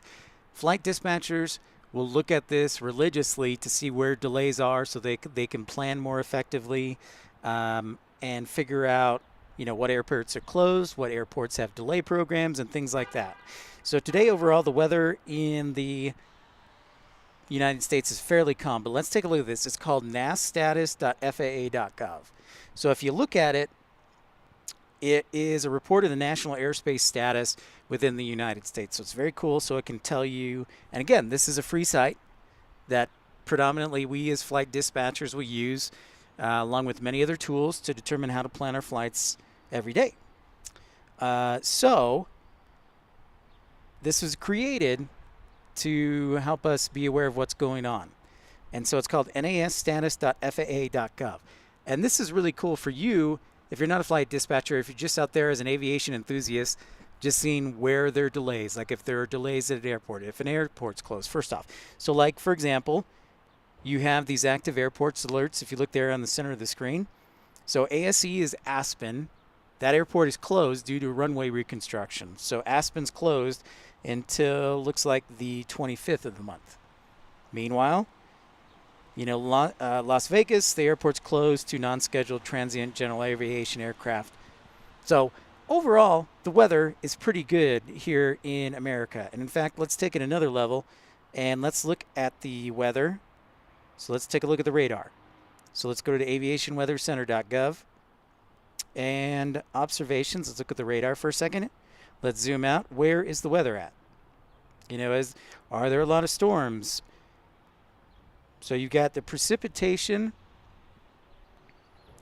Nothing too widespread yet. So there's going to be maybe reroutes, but no major delays at airports, because if we look at data, if we look at overlays, airports, we can select, okay, where are the airports? Is there storms or anything like that? So let's zoom in on the Midwest, for example. St. Louis. So St. Louis is located right there.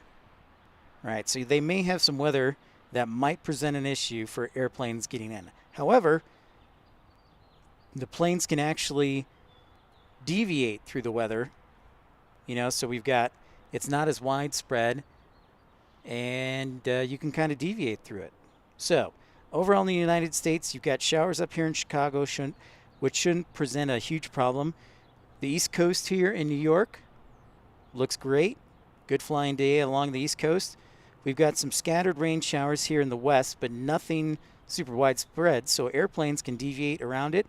So there's not many delays. So if we go back to our website, nasstatus.gov, that coincides with what we see on the radar. Not a lot of delays right now, so just a regular old day.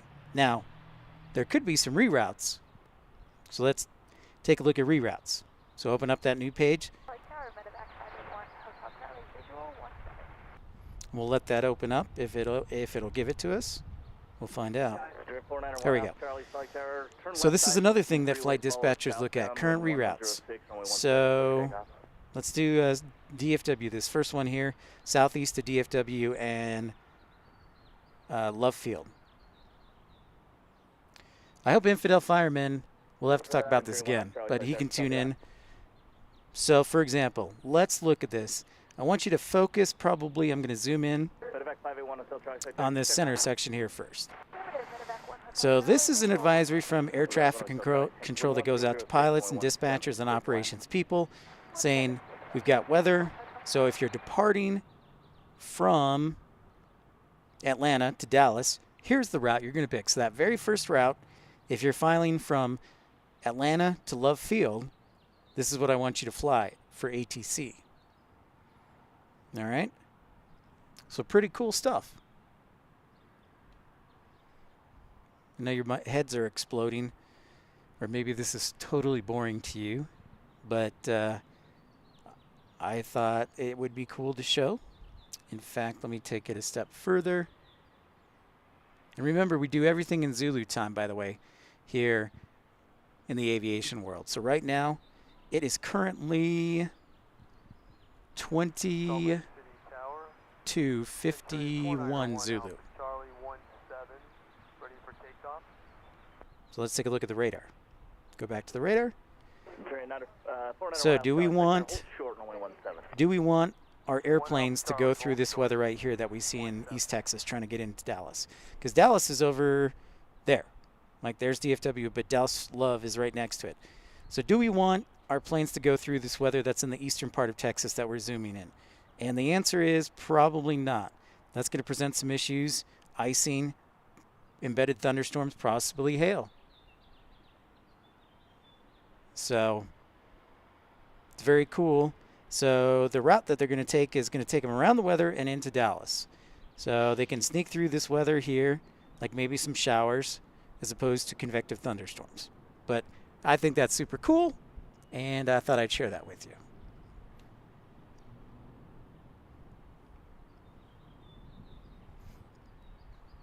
You know, I didn't get to go to Porto Alegre. My parents invited me down, but I just couldn't afford it. But it is a great city, and they sent me some great photos.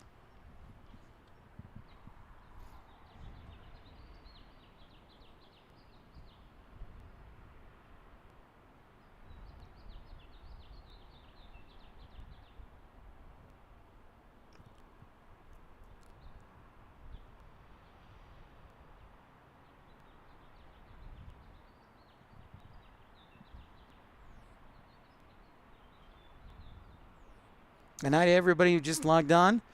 It's almost 5 o'clock here in Salt Lake City. We're thrilled to have you on board. Encourage you to like and subscribe if you're new to the channel, and thank you so much for tuning in.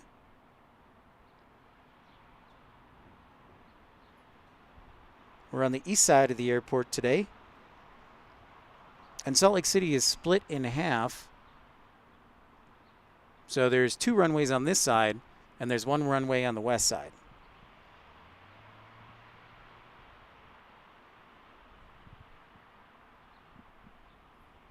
Medevac 1 Hotel, Hotel Charlie. Turn left Kilo 4, taxi Kilo to the ramp on this frequency. Left Kilo 4, Kilo to the ramp on this frequency. Medevac 1 Hotel Charlie.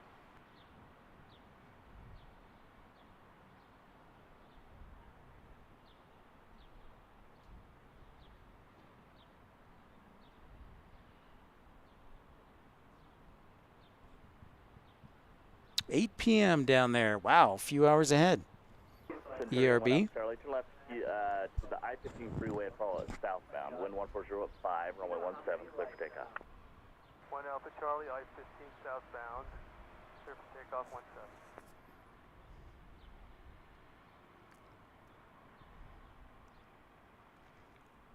Manitoba, eh? Thanks for the report, Desert Dwight. I don't know if they're going to stick it on this side. They usually route them to runway 16 right over there. However, you never know what's going to happen.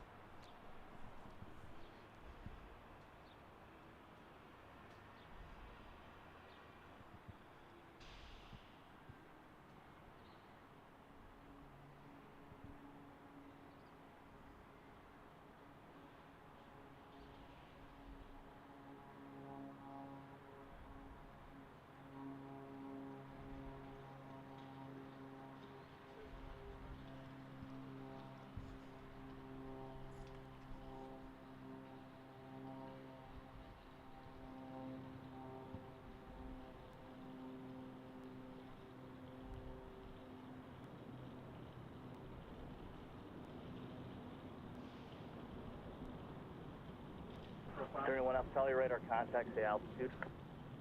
1 Alpha Charlie, 4,800.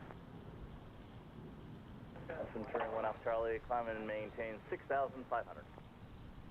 1 Alpha Charlie, 6,500. And a happy Mother's Day to everyone out there. In the United States, we're celebrating Mother's Day.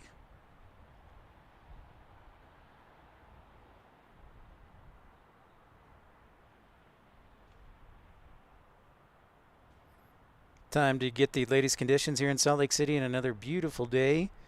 Waiting for them to update. Not yet, although it's almost the top of the hour.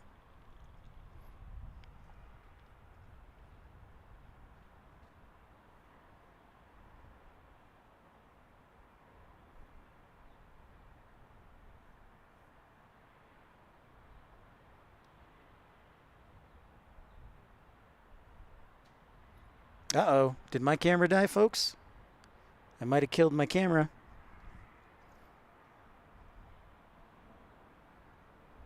That's not good.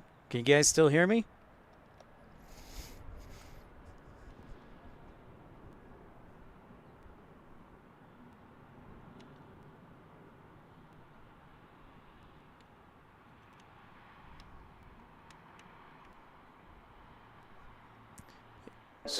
Charlie, I need you over the I-15 Sorry about that, freeway, guys. about 2 miles to the east. Hey, Shaw, good to see you. How is Africa? Oh, British Airways Desert Dwight. I sure hope so. I think it would make sense. 0.9 or 1 Alpha Charlie. But, yeah, sorry about that, ERB. For some reason, I may have stepped on a cable and disconnected it. So it should be back running here shortly. But, Shaw, good to see you.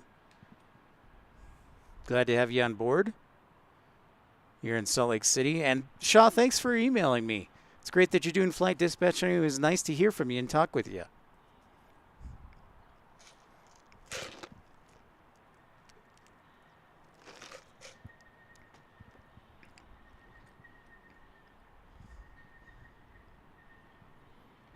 Yeah, sorry about that. I guess I stepped on a cord. Whoops.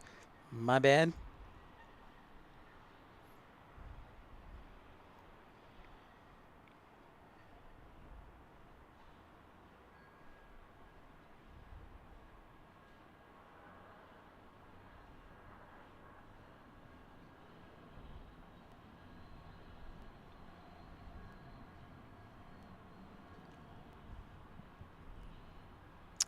Roleplay from FL. Welcome. How's it going? Great to see you. Welcome, and if you're new to the channel, thanks for saying hi, like Roleplay did. And don't forget to like and subscribe.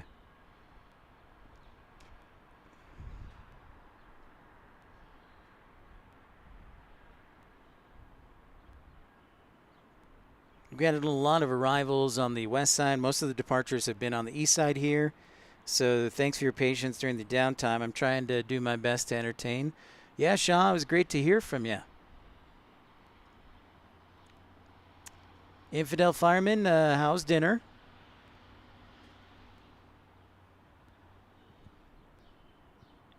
We cooking up some good meat?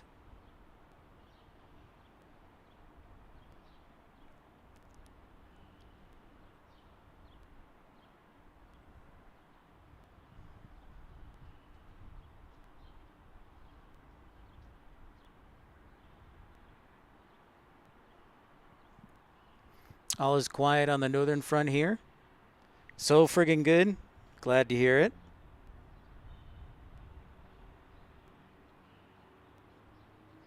Now, I like this side better because I get a better view. I don't like the west side. I know where some of the traffic is, so I apologize in advance. What I'm looking at doing is getting a giant sombrero so I can be out in the sun in the middle of the nature trail, although I would probably get eaten alive by mosquitoes. You should be able to, if you turn up the volume or maybe refresh the page, Roleplay should be able to hear me.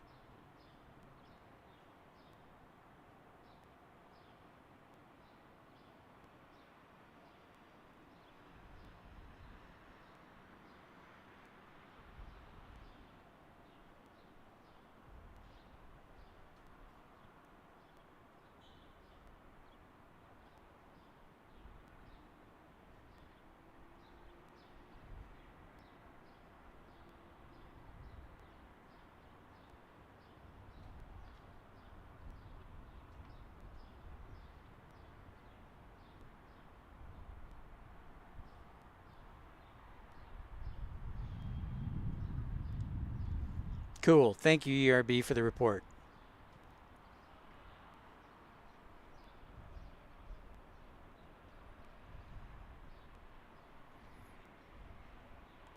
Hi, everybody who logged in. If you're new to the channel, feel free to say hi. Don't be shy. We're in Salt Lake City. We're in a little bit of a down period for the arrivals. Salt Lake City is an airport that is a hub for Delta. So you have a busy hour and a down hour, a busy hour and a down hour. So right now we're kind of in the middle of the down hour. Oh, no worries, Roleplay. Just want to make sure you get the audio quality that is the best. So make sure that everything's okay. Roleplay, man, good to see you. Welcome into the party. That's a great day here to do plane spawning. Although here in Salt Lake City, the runways are split. So one's on the west side, one's on the east side. So I'm on the east side of the parking lot. That's why you can see the city of Salt Lake, which stands to the east of the airport. And then to the west, you have the other runway. So we've got a little bit of downtime. However, good to hear, guys. Thank you for the report, as always. Let's see if they came out with the latest METAR for Salt Lake City. This will help Infidel Fireman in his preparation for flight dispatching. Yep, they sure did. So here's the latest forecast or current conditions here at Salt Lake City International Airport. It is 2254Z, variable winds at 5 knots, 10 statute miles, few clouds at 6,000 feet, and broken at 15,000, broken at 22,000, temperature of 23 degrees Celsius and 6 degrees dew point with an altimeter of 30.18. Well, thank you, Roleplay. I agree.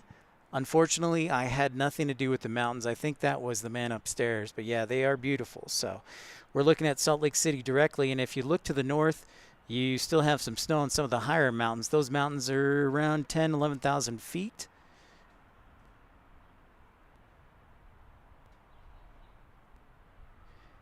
Anna Clara Santana, hello. Thank you for the thumbs up. Yeah, make sure you like it and welcome in. So nice to see you. We're here in Salt Lake City.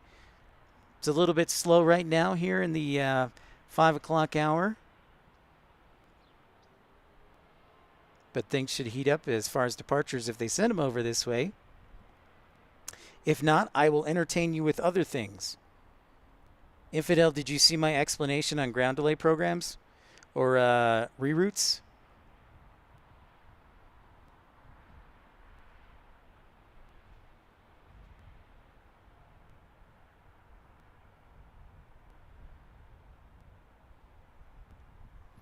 I'm going to pick up a new frequency, see if I can.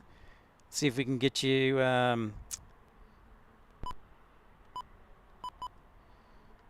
ground. See if that'll pick up for us. Oh, my friend. Well, it was fantastic. ERB, wasn't it, Dario? It was probably the best explanation of reroutes ever.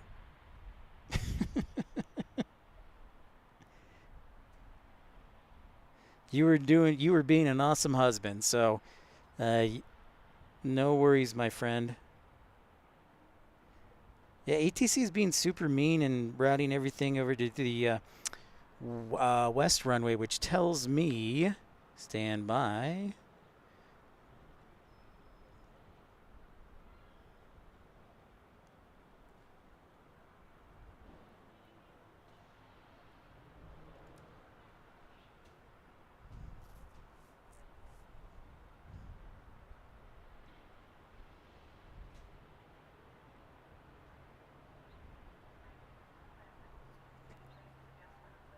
Line 32, turn west, taxi Bravo Echo Golf, and monitor ground.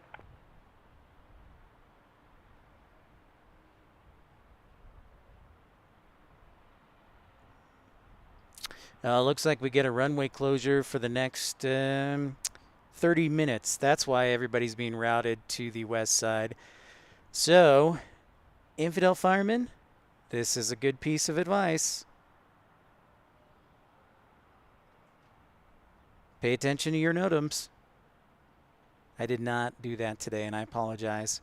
So, speaking of that, let's do that while we have a minute. Guys, I want to teach you about NOTAMs. And ladies and gentlemen, I'm going to teach you about NOTAMs, or notice to airmen, or as they call air missions. So, let me get you to the FAA NOTAMs page here on my iPad.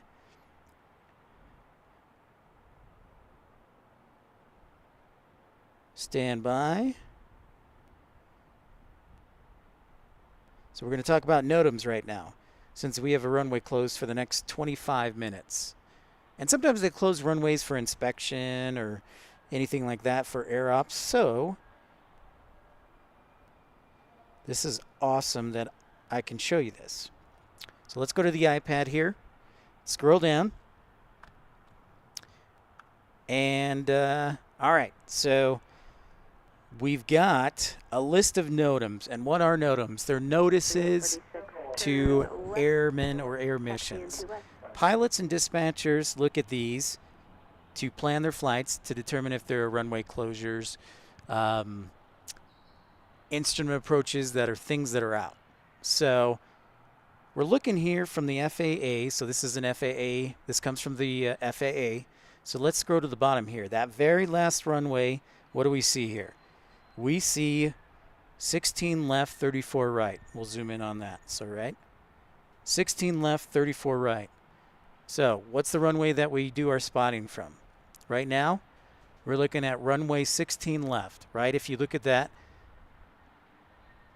you'll see that. And 16 left is closed for the next 30 minutes. So, that's why they're routing all the traffic to runway 16 right. So back to the iPad. So it's saying that runway is closed. Runway 16 left, 34 right, closed. The year is first. Okay, so 23 is 2023. The month is next. So what's the 5th month? It's May. And then the day, the 14th. Whoops. Didn't mean to do that. Sorry. So the next is the day, right? 1514. In fact, let's do this. We'll screenshot this and then I can tell you a little more. Okay, so this, right? That's the day or the year. Teaching the wrong thing. Again, to recap, I don't know what I'm doing here, folks. Just kidding. That's the year. So we're in the 2023. Okay. Next, the 05 is the month. So this is the month.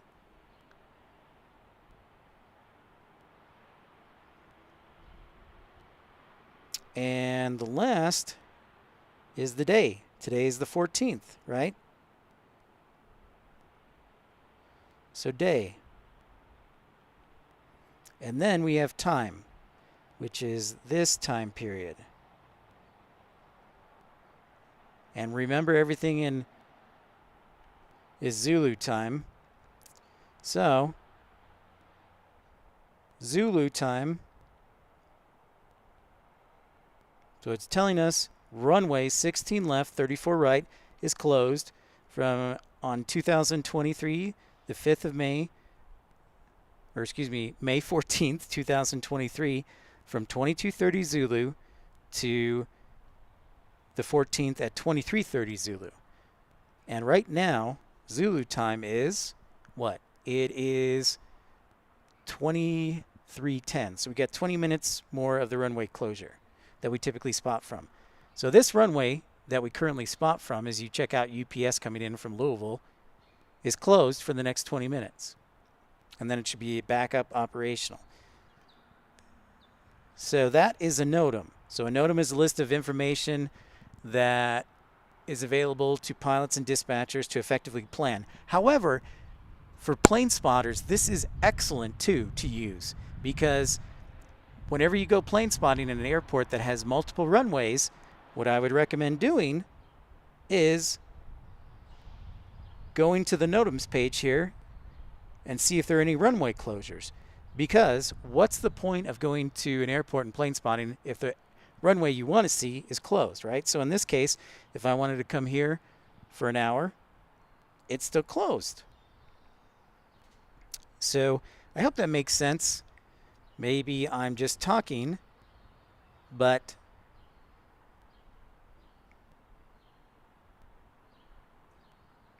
thought it would be a good explanation. The NOTAM system needs to be worked. All right, ERB. We'll see you back. Got to feed the dog. Runway 16 right, clear for takeoff. Yes. Dario, they absolutely do. Yeah, in fact, 1590, you'll be after the Delta. during the summertime is the biggest issue because it's so hot here that the performance is bad and the high altitude. So Eurowings would have to make a stop last year in Canada to refuel. Instead of kicking off passengers, they took out the passengers, but they would have to make a stop in, I want to say, either Nova Scotia or Newfoundland to pick up fuel so they could make it all the way to Frankfurt.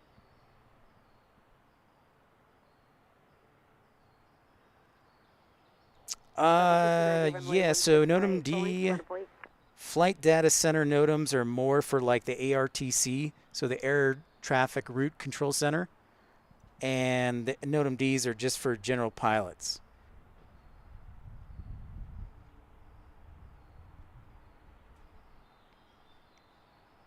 So I hope that explains. But yeah, Dario, the other thing is, yes. So we may see that, or you may hear that on the news in Salt Lake City, like, oh, passengers are upset because they couldn't take everyone. Well, if it was 100, it was 100 degrees several times last year in Salt Lake.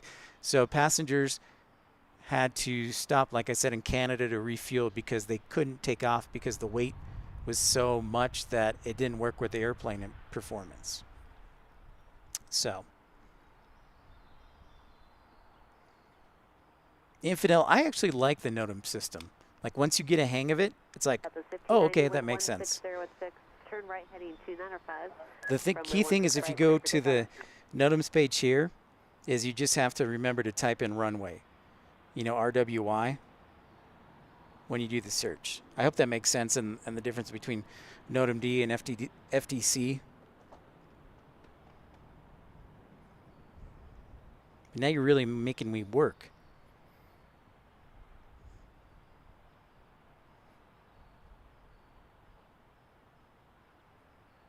Oh, 2534, contact departure, good day. Well, looks like I scared everybody away with the NOTAM explanation, so that was awesome. That's all right. Plus, it's a little bit slow right now. But this is real aviation, folks. I give you the knowledge. Remember, we're here to educate, entertain, and elevate. And it is Mother's Day, too.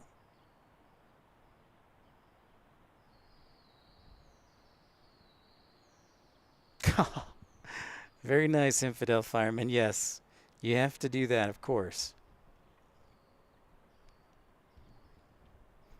You absolutely have to do that. Yep. Delta 1396, Solid, are you ready? 296, wind 1507, runway 16, clear for takeoff at the departure, and turn right heading 295.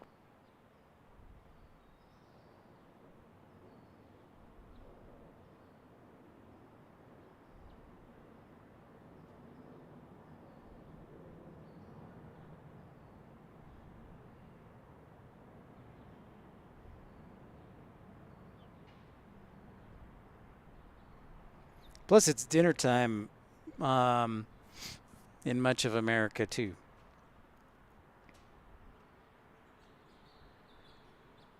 If you're new to the channel, I encourage you to like and subscribe. Salt Lake Tower, wind 1507, runway 16 right, clear to land, stay gate.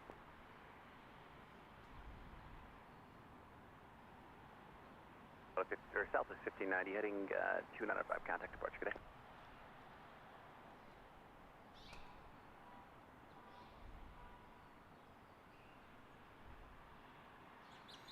Glad to hear the dog is happy, ERB. Yeah, and I won't lie, if you want to take care of your errands or dinner right now, it might be a good time with the airport, the runway closure for the next 15 minutes.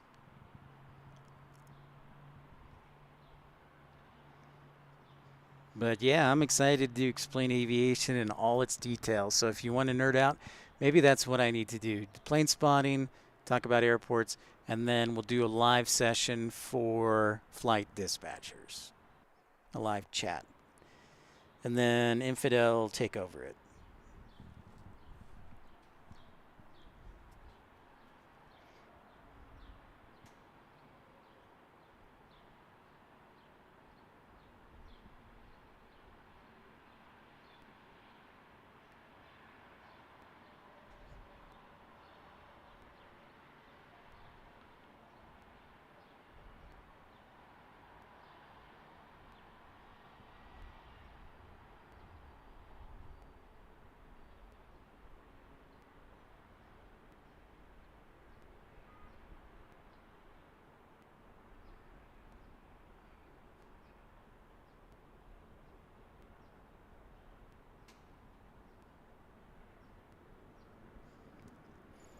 Very, very green for sure.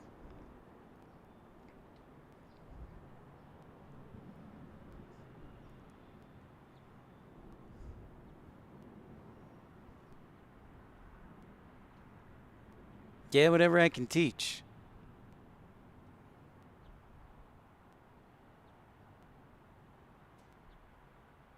Contact departure, good day. Hi, everyone who just logged on.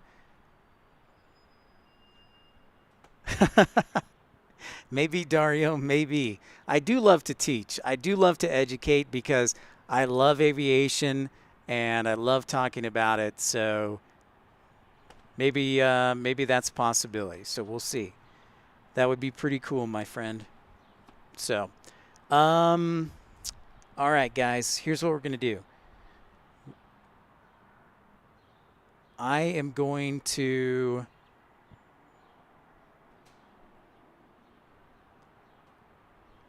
do something very bold. So give me a minute and I'll be right back. So I'm going to run. So the broadcast will still be on. I'm going to take a quick minute here, and I'll be right back.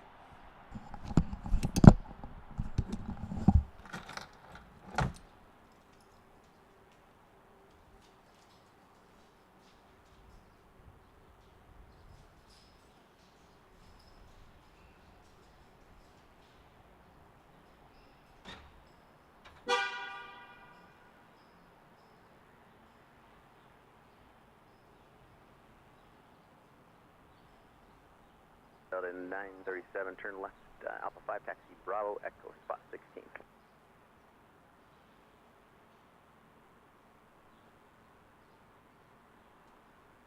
Out of 1093, wind 19010 to departure, and turn right heading 280, runway 16 right, clear for takeoff.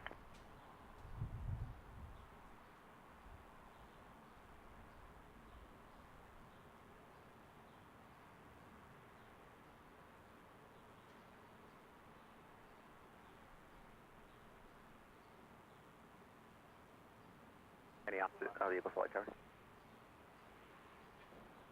Any opposite of Solid Tower? Solid Tower, Op 60, how much longer do you think on the runway? less than 10 minutes.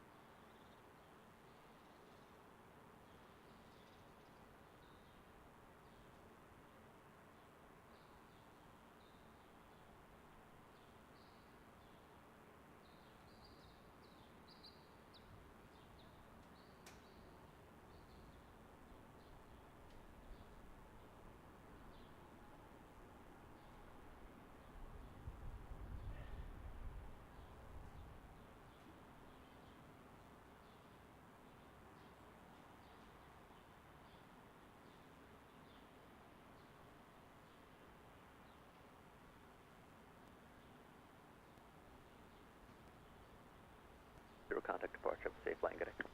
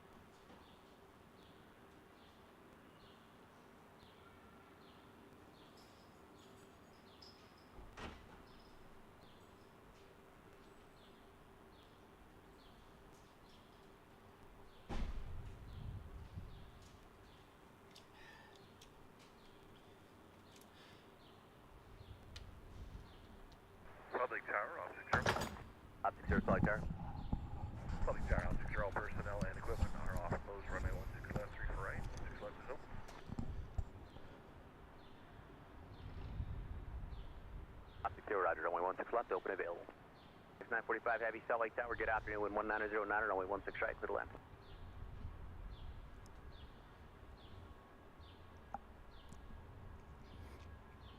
Okay, guys, I'm back. Thanks for your patience on that.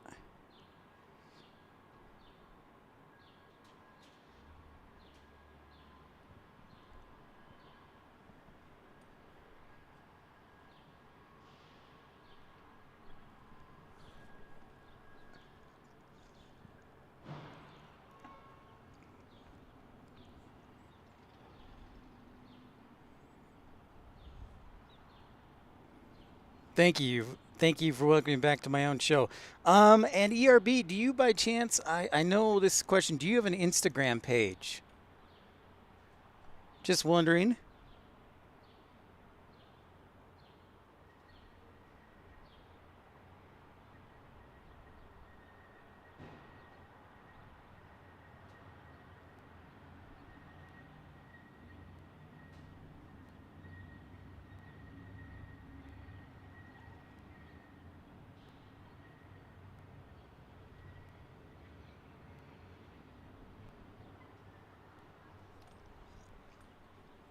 Okay, because I know I was wondering that, and a couple other people were.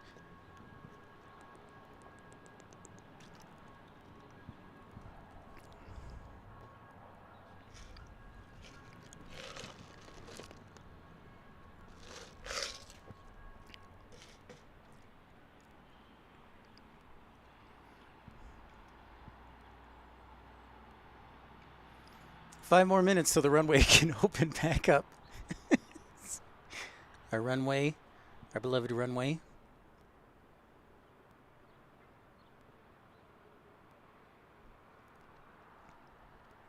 It does have great pictures. We're going to start that Instagram page so we can all share them.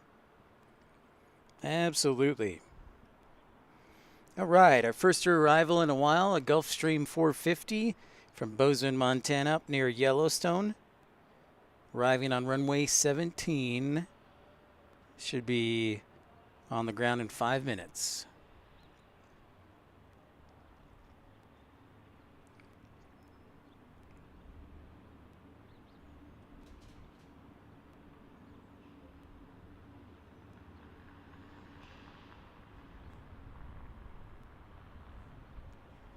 Seriously?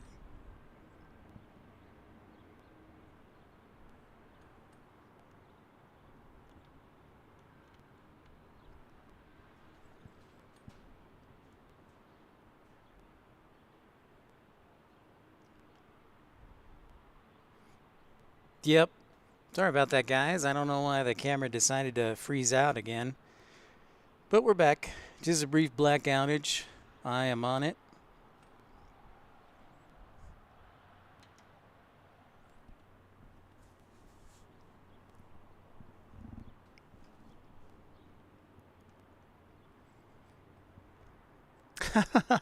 Could be, could be, ERB.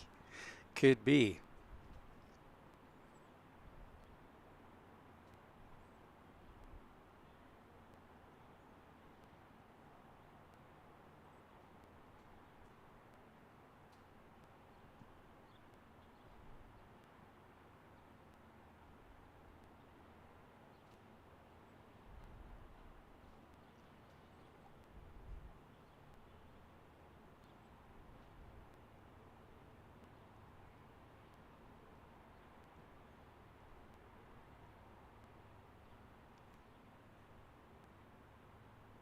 Thanks for everybody for liking the program. We're still rocking on. We started at 3 o'clock. It is now almost 5:30 here. We're still going strong.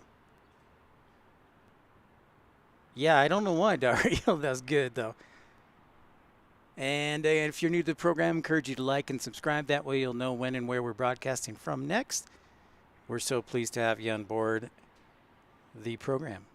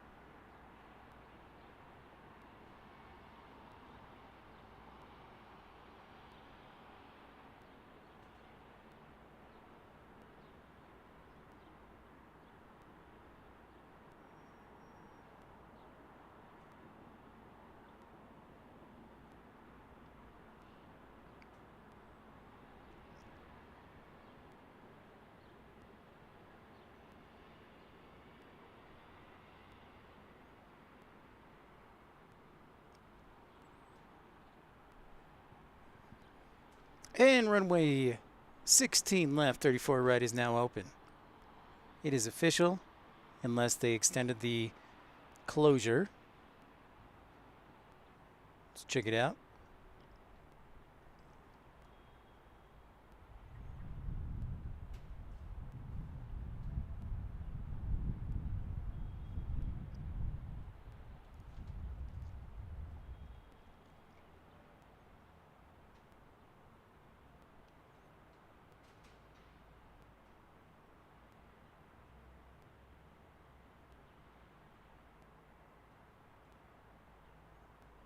We are back in business.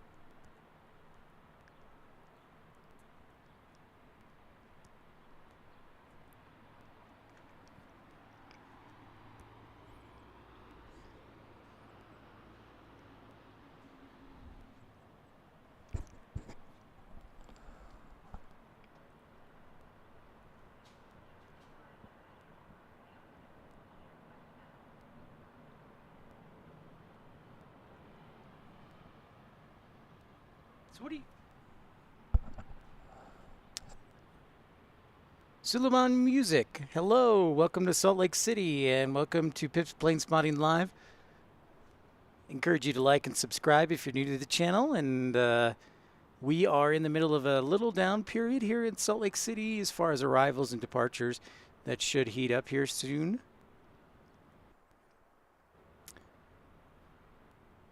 There you can see downtown Salt Lake. Welcome in.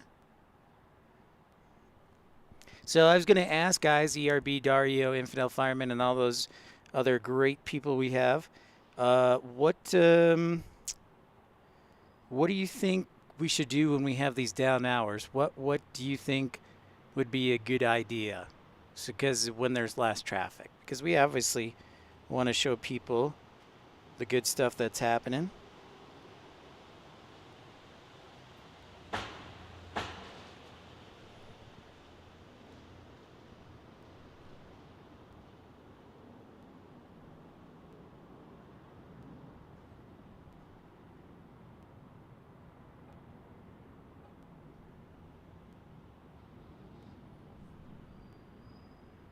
Trivia? All right. I was thinking about that.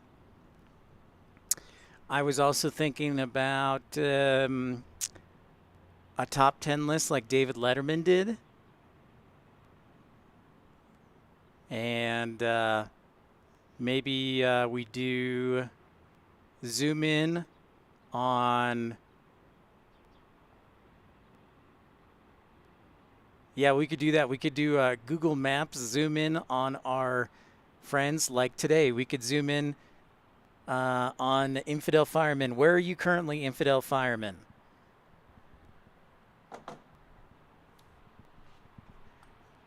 You can give a general direction, and we could zoom in on and show us where you are. For example, let's go to Google Maps here. Or Apple Maps, one of the two, doesn't matter.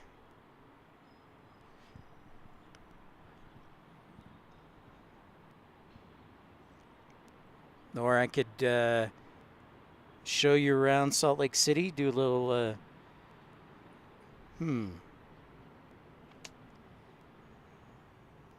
Western Oklahoma. So let's zoom in on Infidel in Western Oklahoma.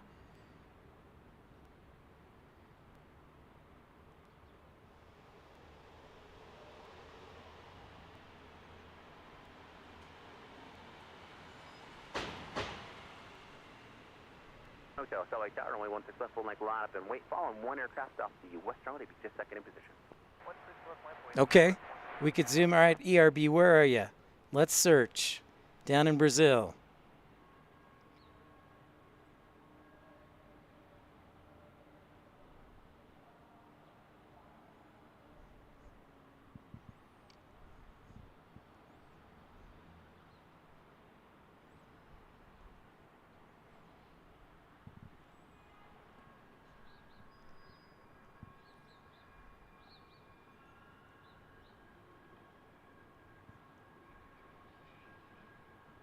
Porto Alegre, that's right.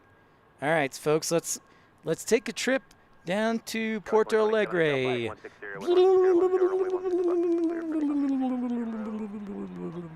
That's my really bad sound effect, sorry. All right, so we have Brazil, and ERB is in Brazil. So we'll zoom in to southern Brazil, about center, Porto Alegre. And there is the happy port.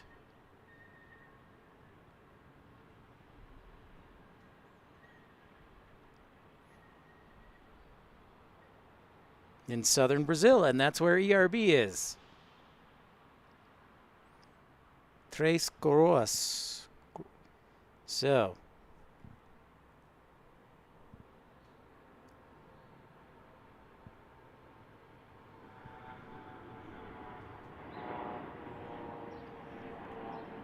there in the general vicinity is ERB, southern Brazil.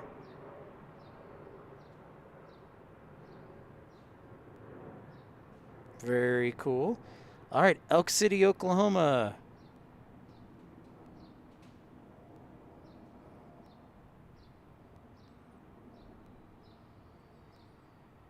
Oh my gosh. Now I feel really bad for you, Infidel firemen. There's a lot of wind and it's cold. And man. 160 contact departure, good day.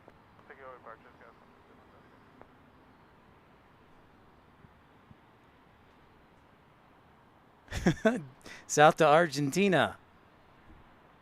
All right. So that's something we can do, trivia.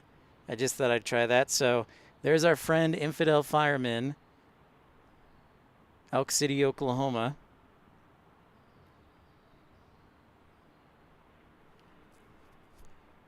In the western part of Oklahoma, indeed. There ain't nothing there, man.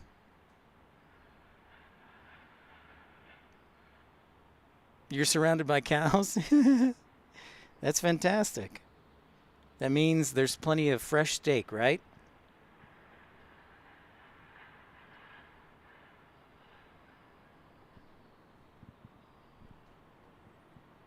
Very cool. Anyways, thought I'd share that for a minute. But yeah, that'll give me something to plan for next week.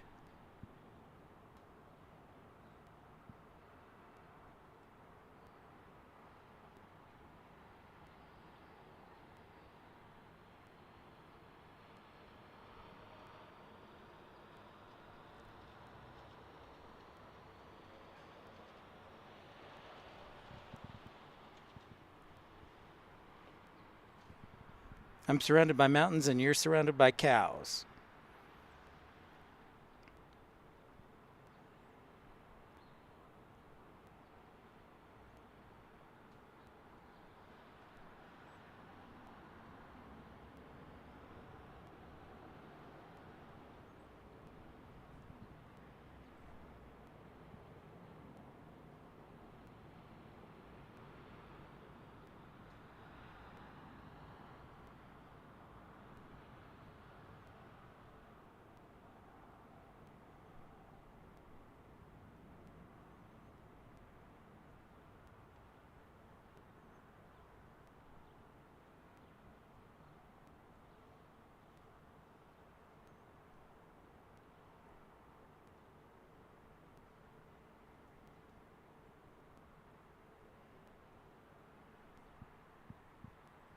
Tournament of aircraft. Excellent. Good idea.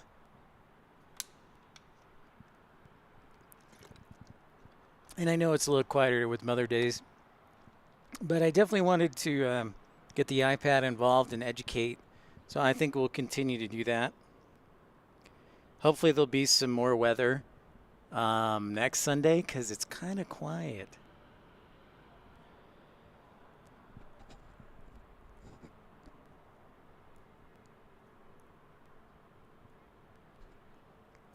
It's a good weather day. See, Infidel, on a weather day like this, you'd be like, what am I going to do for my shift?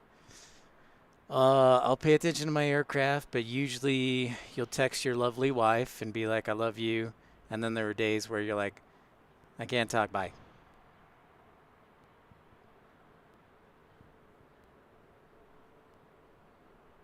There were a few days I didn't even get a single phone call. Very few. Out of the 45 or 50 flights I planned. Tower, good afternoon. Runway 16 left, full length, line up and way past my one aircraft southbound off the west runway. Be just second in position. Delta 1325, good afternoon. Line up and wait 16 left. Here we go, guys. We're back in action here.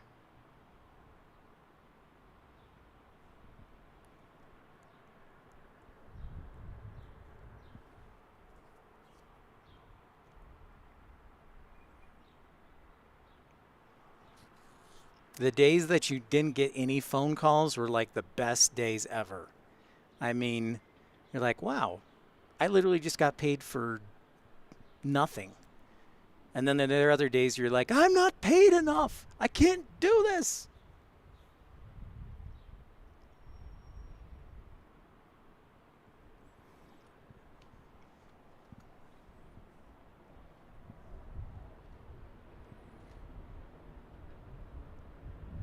Back in action, we got Delta 1325, an Airbus A321, headed to Salt Lake City. Guys, this has been a fantastic broadcast today. Thank you so much for being a part of it. I am truly excited to see where this goes. And finally, after months and months, I got everything I want. Everything's together, and it'll just get better from here. So, ERB, Dario, Infidel Fireman, RW, Flare 318, Louis from the Netherlands, thank you, all of you.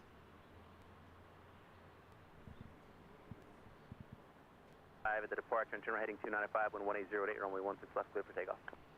295 on the heading, clear for takeoff 16 left, Delta 1325. Back in business, folks. Let's do this. Whoops.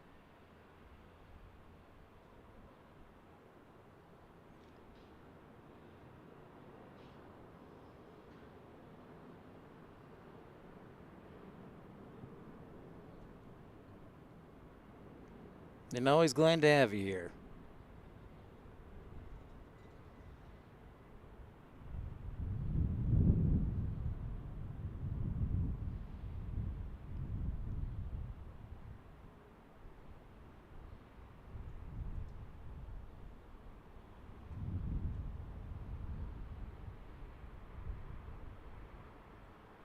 Yeah, I will in just a second, ERB. Yeah, absolutely.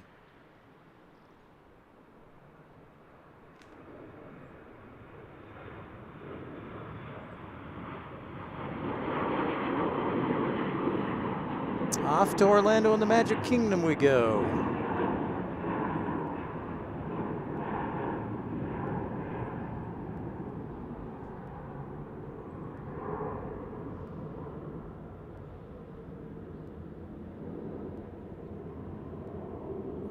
You're welcome. Thanks, Dario. All right, let's see how close we can get there, ERB.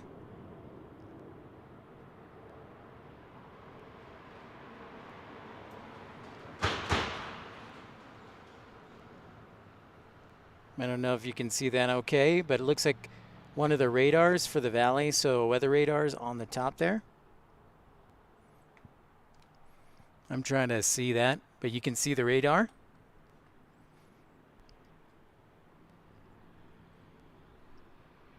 Contact departure, stay flight, good day. 295 on the heading, over to departure, Delta 1325. Thanks a lot, have a good one.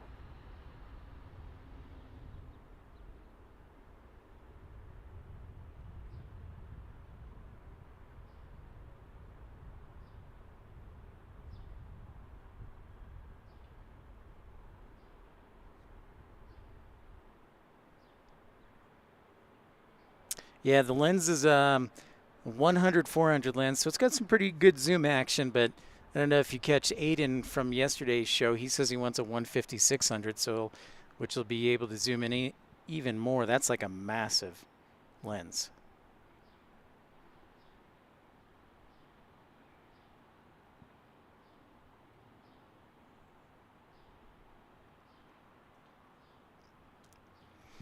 I would say from that peak, if I had the ability to fly to the top of it, I don't know, like 10 minutes, 15 minutes. The hike would probably be 3 hours, 2-3 hours.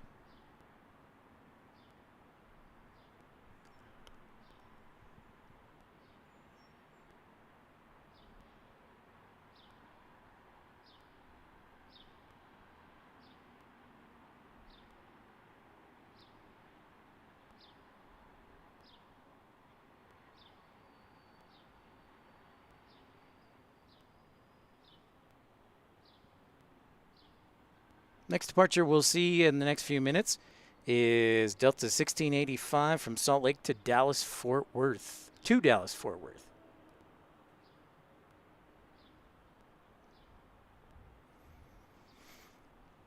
Yeah, it's nice to have mountains around, but I also miss the flat plains too, because I grew up in Illinois near Chicago. So as soon as you left the city, you were in the country.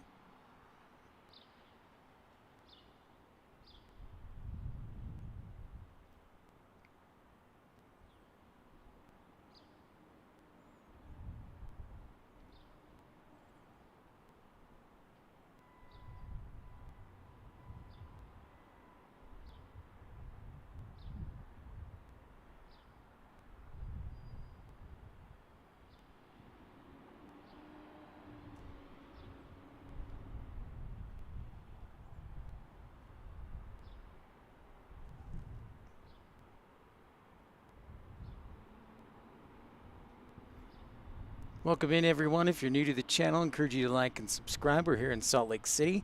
It's Pip's Plane Spotting Live. Happy Mother's Day to everyone.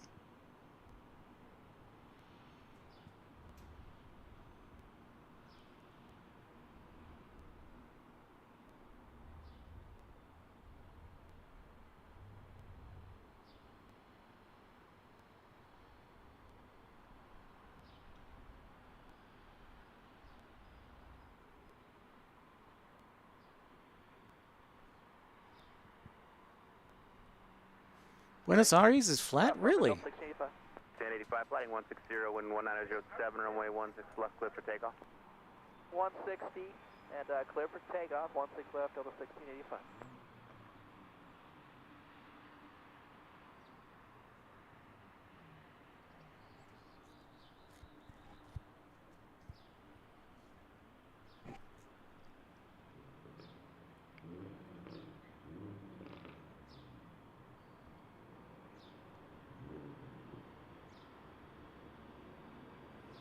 Little, looks like an old Hawker there.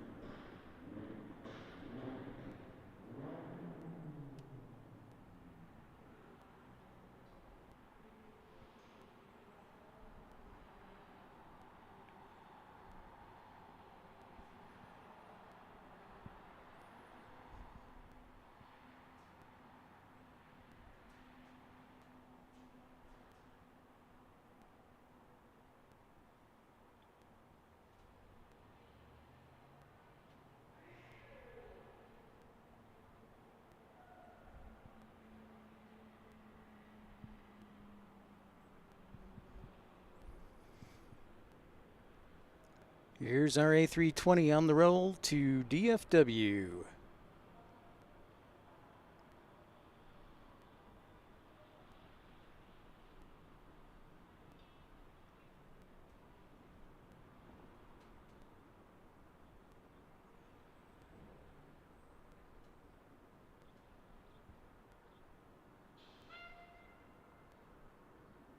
We have a few minutes following traffic off the east runway, a little bit slower, Piaggio.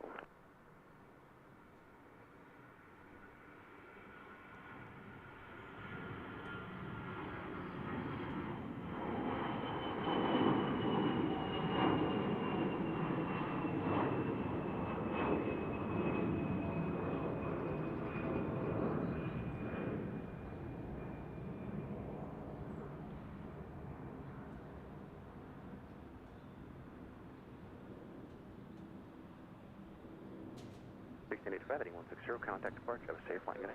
We'll see you Delta 116. Thank you, ERB. Appreciate it.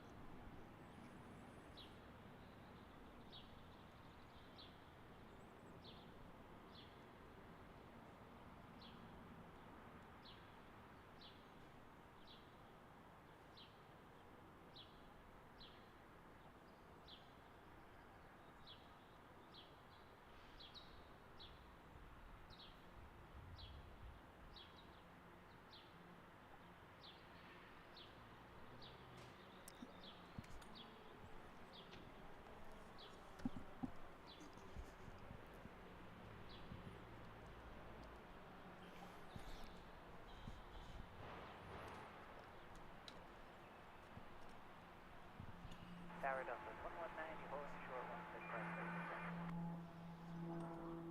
165. Delta 2190, Charlie Tower, runway 16 left. Actually, hold short runway 16 left for just a minute. We're flying a Piaggio. I want to have enough spacing there. I'm going to probably depart one off Hotel 12 in front of you, just for space. Holding short of 16 left, Delta 2190.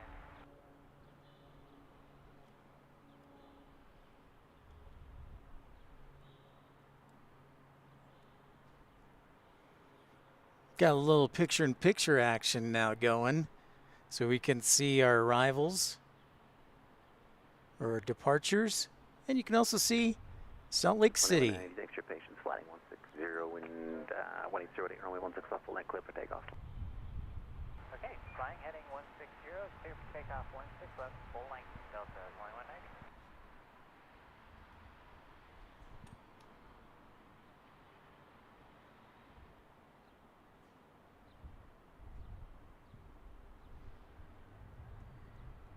Got Delta 2190. This is rare. I don't see this a lot down to Las Vegas. Salt Lake to Las Vegas on an A220-300.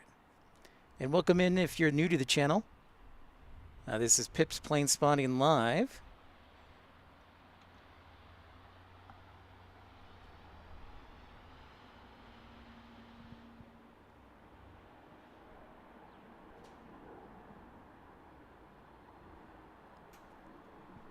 And we're rolling down to Vegas with this A220.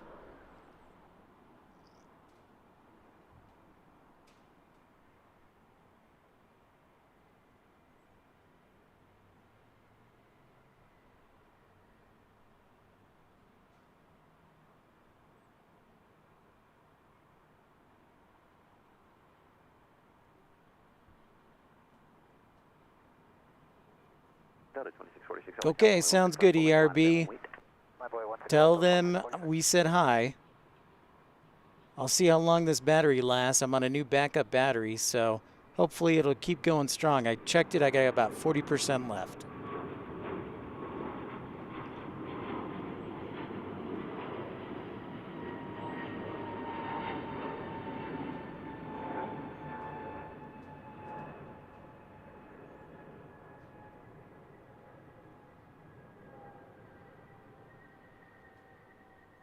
Headed off to Vegas, that A220.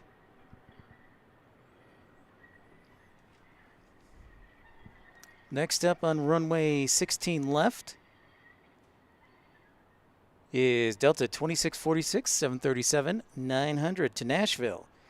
Our good friend Greg down in Texas, but is from Tennessee. This one's for you, buddy.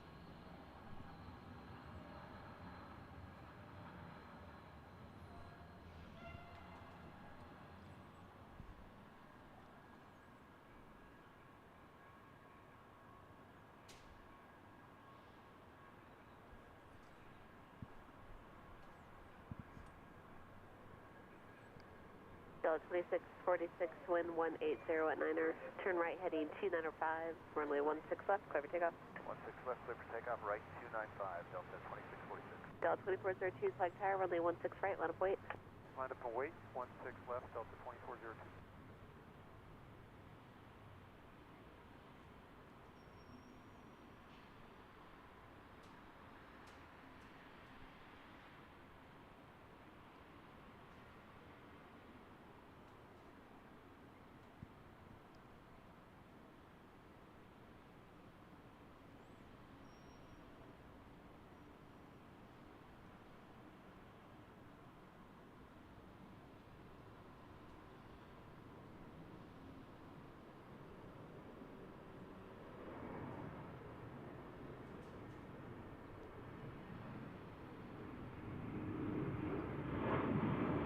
Heads left front lane, turn Delta 3019. Delta 2402, wind 180 at 9er. Turn right heading 295, runway 16 left, clear for takeoff.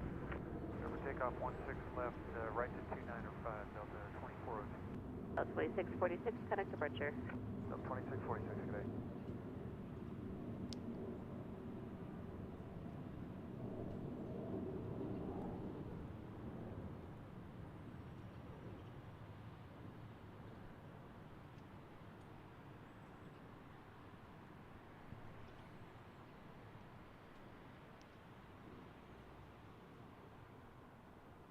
Off to Raleigh, Durham, this 737-900 is.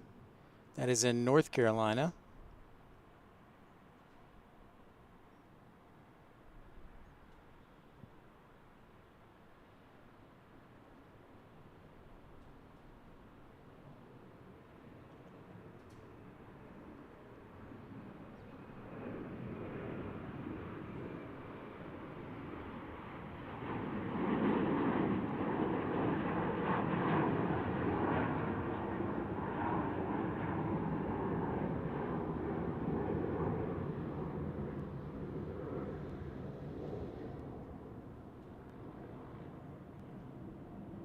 Connect departure.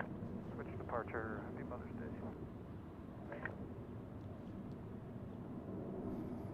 And a happy Mother's Day to them. Off to Raleigh, Durham.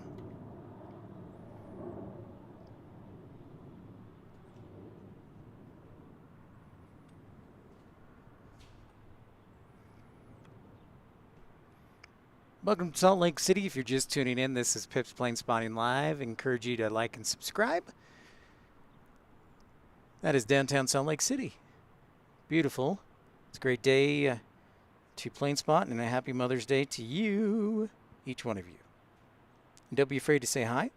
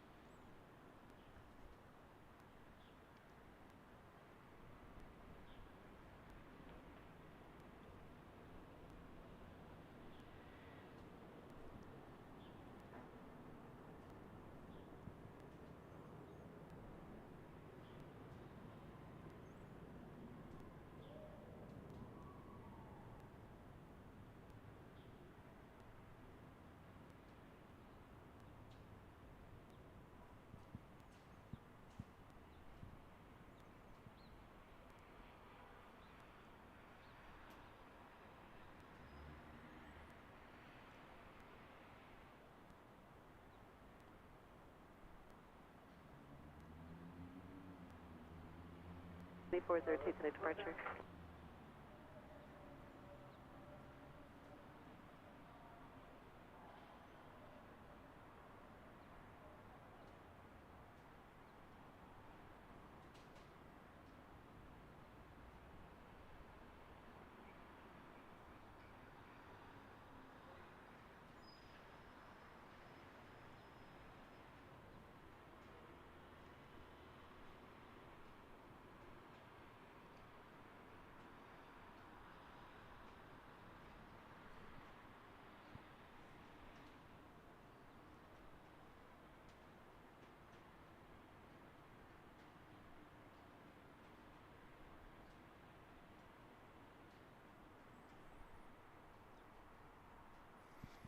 Oh, good question, Infidel Fireman.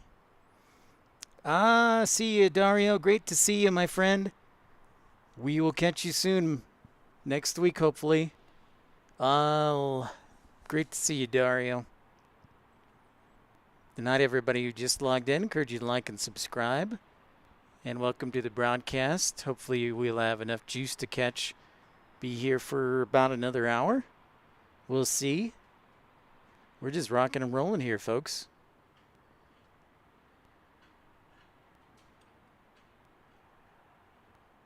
Games to play.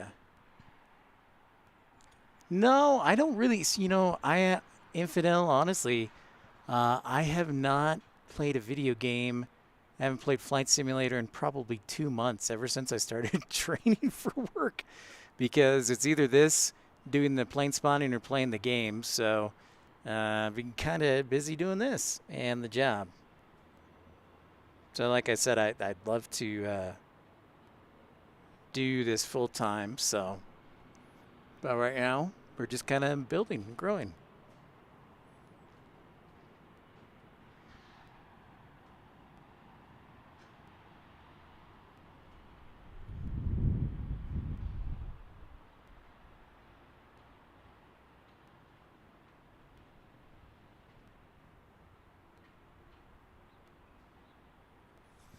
Yeah, man.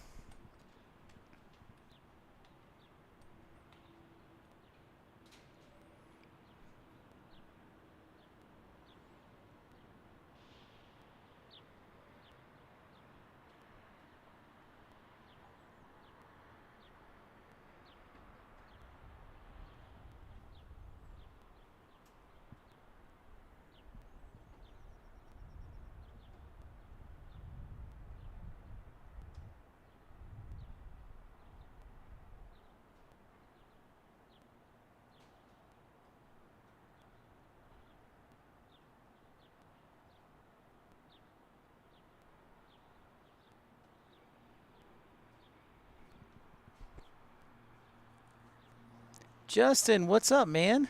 How are ya? Great to see ya. Good to hear you were out for a walk.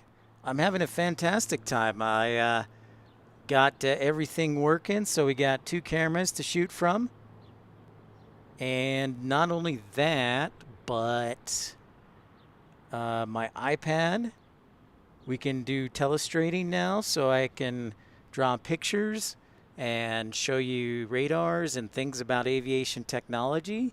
So yeah, it's been a great day. I'm sure it's been a little bit lighter as far as traffic due to Mother's Day, but could not ask for a better day. So thanks, man. I hope you everything is good, and happy Mother's Day to your family. Fact, check this out. This is pretty cool. I like this feature. The picture-in-picture. So boom, we can see what's upcoming. You guys can see what's coming up to the runway, and you still get a picture of Salt Lake City. So that's kind of cool. Or if I'm interviewing somebody, we can still see each other. So very excited that everything's worked out so well. So thanks, man. Great to see you.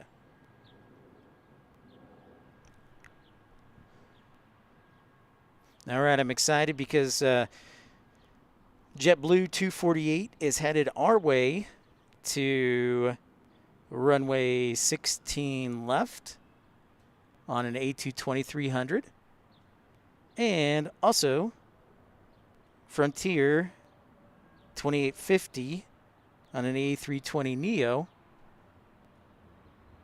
headed to Denver. Should see those, Frontier there in the distance. Yeah, dude. Told you. Bit by bit. I don't want to give up now. I just want to make it, I know there's, excuse me for saying this. Let me look here.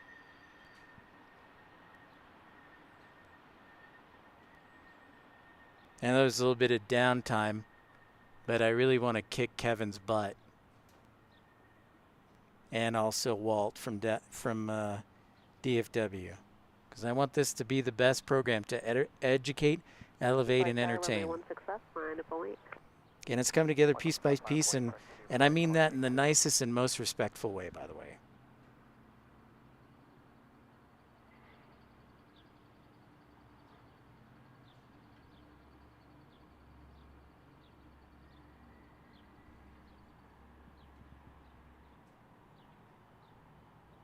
But you know, when you have something you love, you want to share it, and you're passionate about it. So.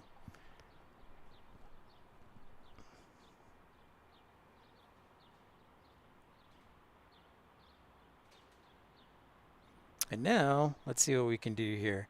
See if we can switch it up.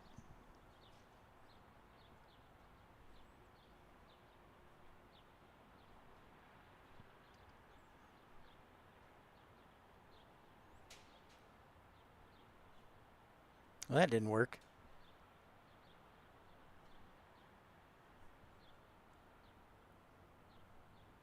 It kind of worked. I'm still messing around with it.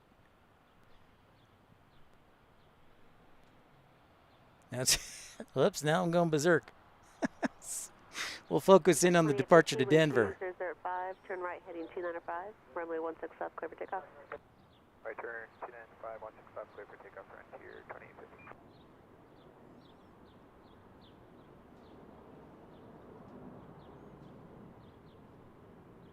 Just want to confirm that's right turn to 295 Frontier flight. Yes, please. Turn right heading 295, frontier 2850. 295, thank you.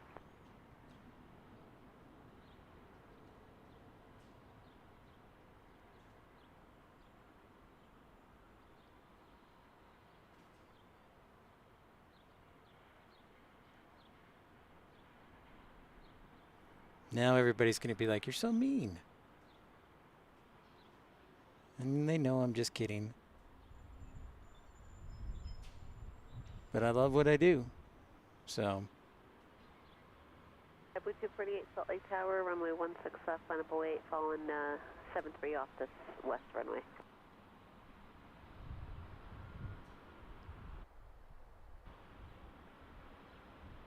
JetBlue 248 Salt Lake Tower.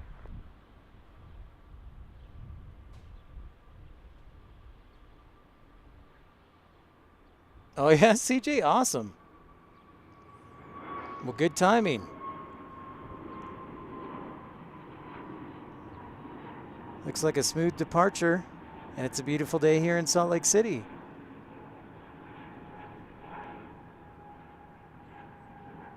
Happy Mother's Day to her.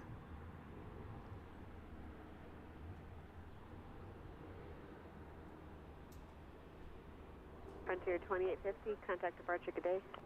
Departure Frontier flight 2850, good day. JetBlue 248 Salt Lake Tower, yep. 248, JetBlue 248, we're ready.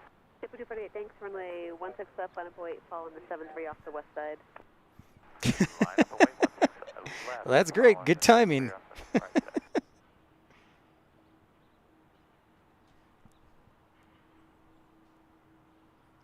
Bye, CJ.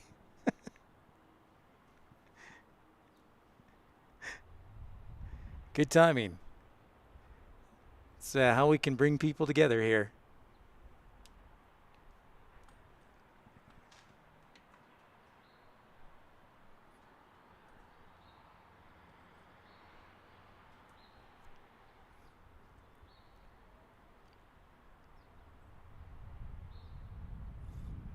All right, JetBlue 248 departing from Salt Lake City, headed to Boston on an A22300, taking the runway now for 16 left.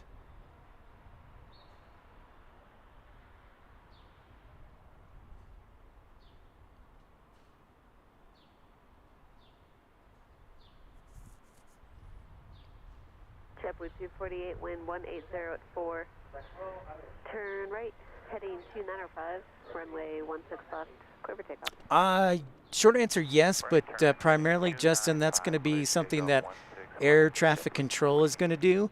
They're going to space them out, so they're going to, you'll hear them if you listen to the feed, that sometimes they'll say JetBlue 248 if you want to slow down to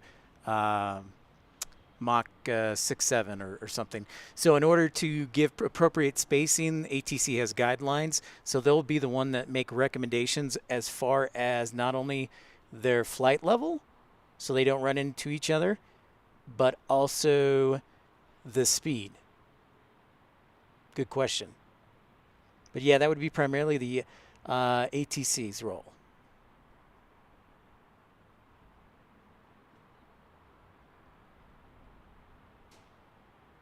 Now, on the flip side, there are certain regulations that flight dispatchers have as far as planning a flight. Typically, ATC, when you're planning a flight with ATC and filing a flight plan,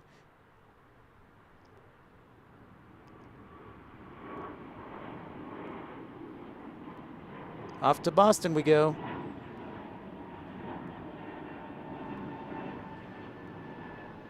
Again, one of my favorite planes right there. Good to see the flight in the afternoon instead of the evening. But Justin, what I was saying is when you plan the flight with ATC as a flight dispatcher and get everything together for the pilot and the flight dispatcher, one of the rules of thumb is if a flight's going to the east, like if you're going from Salt Lake to Boston, you'll plan them at odd-numbered altitudes, so like 35,000 feet. Whereas if you're planning the flight from Boston to Salt Lake City, you'll plan them at even-numbered altitudes, so flight level 340. So 34,000 feet to 35,000 feet. So there's typically 1,000 feet of separation. So I hope it gives that a little bit more. But that's just a regular rule of thumb when you're planning commercial flights is west is best and east is least. So, 35 odd-numbered altitudes go east, even-numbered altitudes go west. And then RVSM, reduced vertical separation minimums, which requires, say, that above 28 to 41,000 feet, you'll plan those flights 1,000 feet apart, and ATC will know that because of the equipment they have on board. But yeah, hope that helps answer it. Infidel, what do you think? Did I do a good job?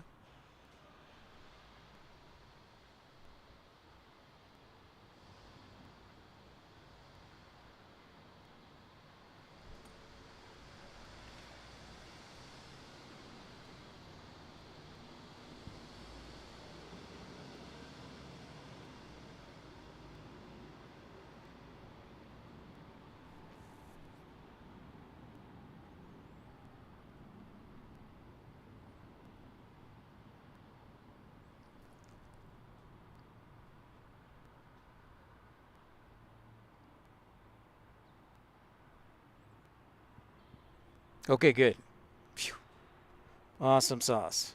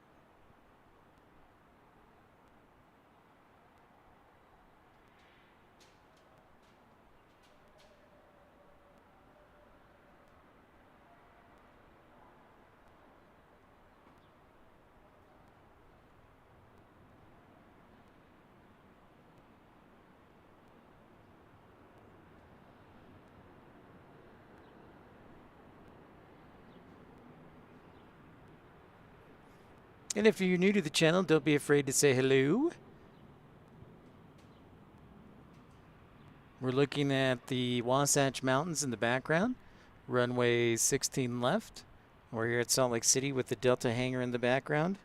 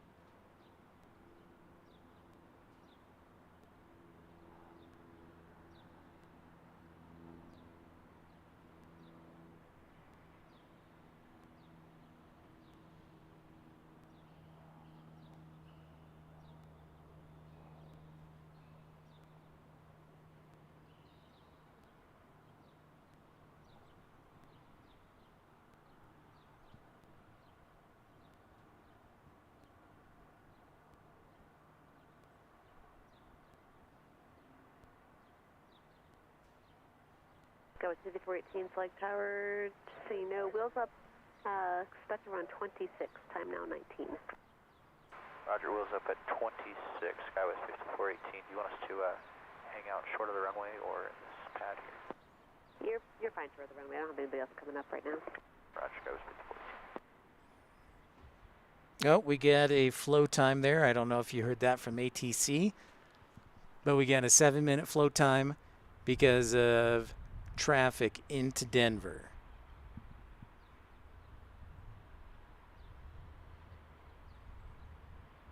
Just one of the many things that you get to do, infidel firemen and other flight dispatchers out there, due to traffic.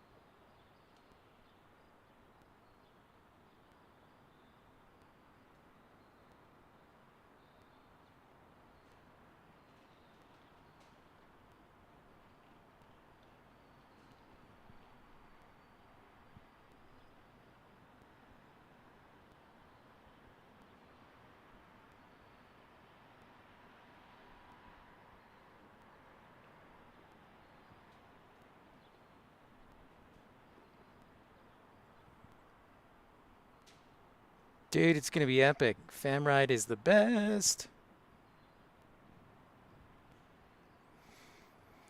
It is the best. It truly is. It's so much fun, and your butt still hurts because the seat is so small in the cockpit, but that doesn't matter because it's so much fun.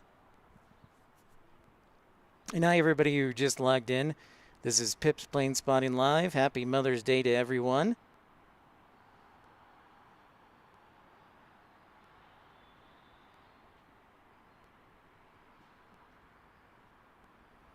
See where KLM is and see if they'll send us to the right runway. Probably not. ATC gods are not on my side today. However, that's all right because we've got a great new style of broadcasting and multiple cameras.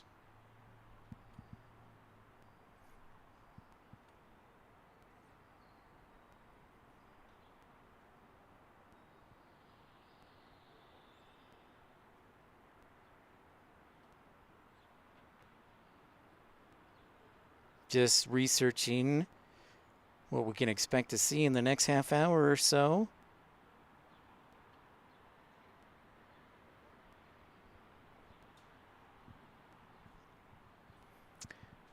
Yes, they're typically cool. I haven't met a pilot who wasn't cool with it. Some are a little stiff.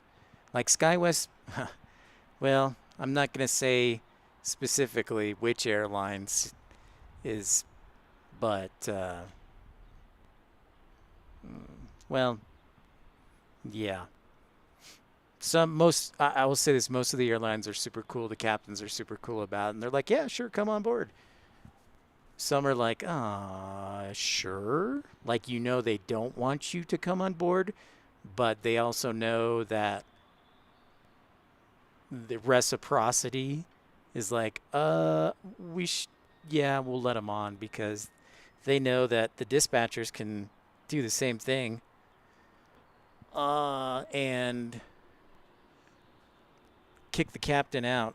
You know, if the captain of their airline calls in and say, hey, are we allowed to let this airline have dispatchers? They'll be like, no.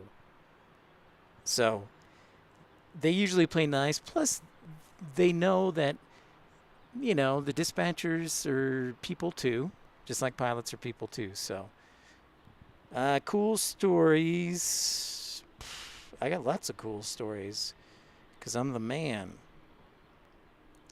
Right now, I'm just going to say this. This is the best plane spotting channel and program in the history of mankind. 418, Period. Salt Lake Tower, wind 150 So I just want it turn right, for the heading record. 295, Now, runway 16 left, clear for takeoff. Right, heading 295, 16 left, clear for takeoff, Skywest 54. United 5418 SkyWest flight, United Express flight, about to take the runway. So I'll share a cool story with you about jump seating in just a moment after we catch this United departure. And if you're new to the channel, I encourage you to like and subscribe. Started at 3 o'clock. We'll probably end around 7 o'clock. But this has been a great broadcast today. Glad to have everybody. And look forward to the future broadcasts as well. And if you'd like to contribute to the broadcast, you can do so. Either super chat or super like. And say what you'd like to see more of or less of. We certainly take feedback. And in the description, you can also donate via the GoFundMe page.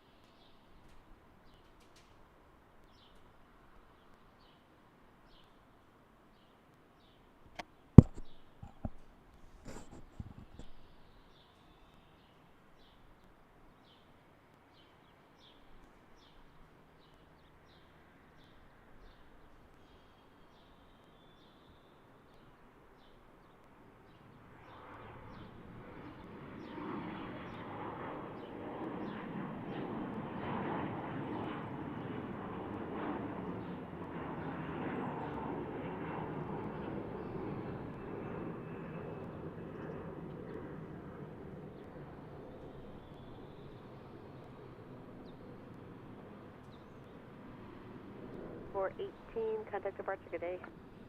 Have a good one, Coast 5418. All right, so cool story about jump seating. And if you're new to the channel or tuning in and we're talking about jump seating, you're like, what the heck is jump seating?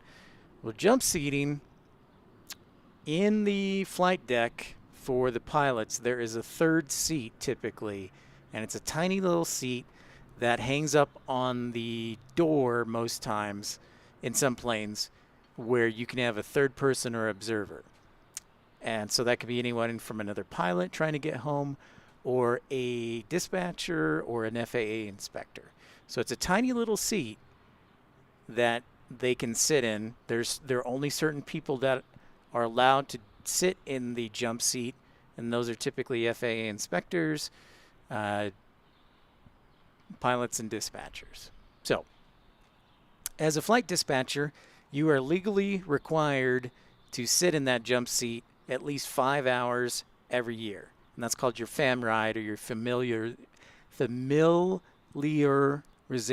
ride. Familiarization ride. There we go.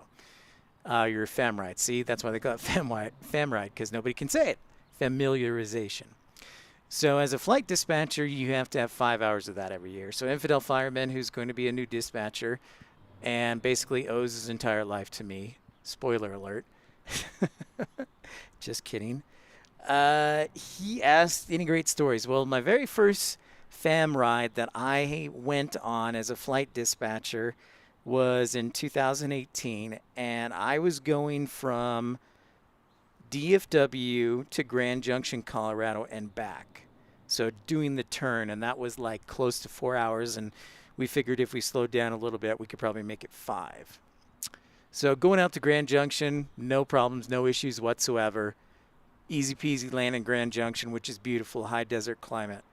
And no problems. Then when we're about to get ready and depart, they decide, well, due to weather in DFW, they issue a ground delay program, which says that a ground delay or a GDP says we can't depart, or what we call a wheels up time, until such and such a time. Let's say if we had a ground delay program of here locally, here in Salt Lake City at 6:29, and flight 123, Delta flight 123, had a GDP time or a wheels up time of 6:44. That means ATC would not let them take off until 6:44 local. So, because of weather or traffic or volume or things like that. So that day, when I was flying back from Grand Junction back to DFW where I live, there was a ground delay program due to thunderstorms within DFW. So we were delayed, I think, about 45 minutes. Not too bad. So my first jump seat, I didn't know exactly what to expect. And I brought some food with me in my bag, but I didn't have any clothes or anything. So we get into, I want to say, close to Wichita Falls on descending to DFW, and we start to hold. Like we start to hold, which is part of your responsibility as a flight dispatcher, determine how much fuel you should carry for the flight in case you do need to hold because of weather or whatnot. So we start holding, and we just like fly in a circle. And ATC will give us a time that says, okay, now you will release you at, for example, 7:30. So in an hour, they'll give you expected departure clearance time or whatnot. So for about a half hour, we just fly in a circle waiting for ATC to let us in because of the weather in DFW. Well, the weather, is subject to change, and ATC, of course, tries to make sure that everything is as safe as possible. So we have an alternate airport due to the weather. Again, part of your planning as a flight dispatcher is to determine if your flight has a risk of diversion, and if that's the case, what would be a suitable alternate airport to fly to. So I'm in there holding in the jump seat, in this tiny little seat, and after a half hour, ATC gives us another further expected further clearance time for another half hour. Well, we don't have the fuel. So we don't have the fuel to hold. So we're like, the captain's like, well, we're going to have to divert to Little Rock. And I'm like, oh, crap, we're diverting to Little Rock. Oh, no. So, I start to freak out mentally, thinking, like, what am I going to do in Little Rock? I have no clothes. I have nothing. I don't have a hotel scheduled. Crew schedulers aren't in charge of flight dispatchers. So I'm thinking, what the heck is going on here? What's going to happen? So we land in Little Rock, another hour. We sit there in Little Rock, get fuel, and I'm trying to figure out what I'm going to do. Well, the good news is DFW clears up, the weather clears up, so ATC says, all right, we can start letting flights back in. So we end up taking off from Little Rock and fly back into DFW. I think we got in about 2.5 hours late, which wasn't too bad, considering the weather. But I was definitely thinking I was going to have to stay in Little Rock for the night, find a hotel, come back in the morning, and I had no change of clothes. So that's why I always recommend any flight dispatcher to maybe in your backpack pack some food, and then maybe a change of clothes, just in the rare case that a diversion happens. So that's one good story. And that was my very first jump seating. So yeah, there you go. That's a good story. I can tell stories too when we have downtime. Yeah, definitely bring clothes for sure. I would certainly recommend that as an option. Infidel.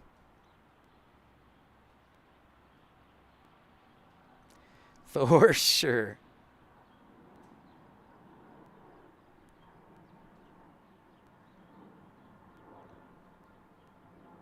And sorry, there's not too much action. They're all on the other west side, but you know, sometimes you guess and you're rewarded, and sometimes you're not.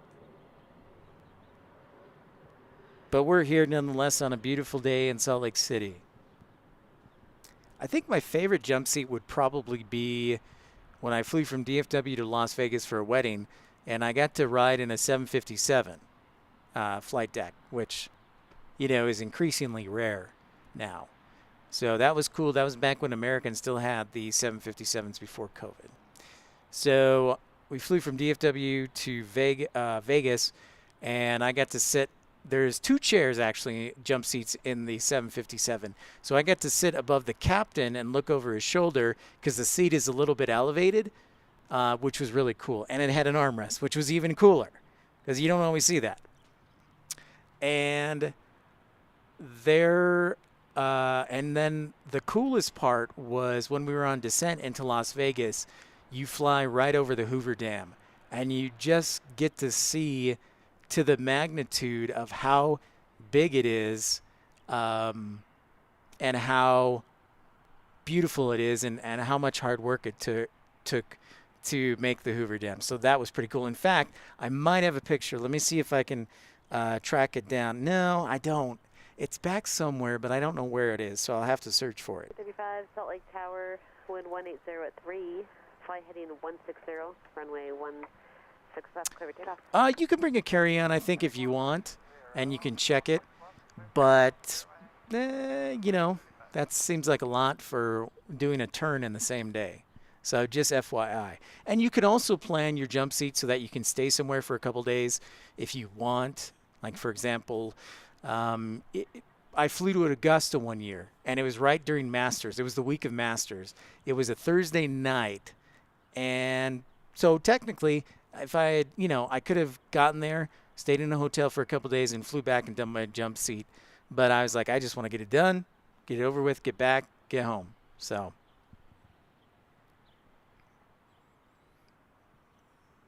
Yeah. But you can do whatever you want. 448 Salt Lake Tower, runway 16 left, line of wait. 16 left, landing and wait, Sky. There's our yellow banana. Too bad Dario is gone. I think that's his favorite plane. That is Spirit 3035 headed to Los Angeles.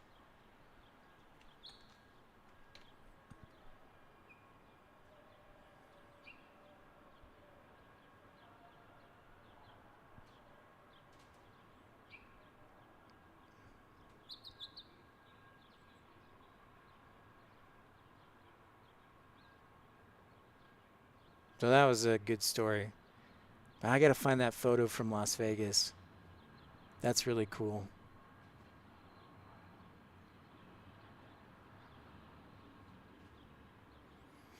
I wonder if I have it on my iPad. I'll have to look.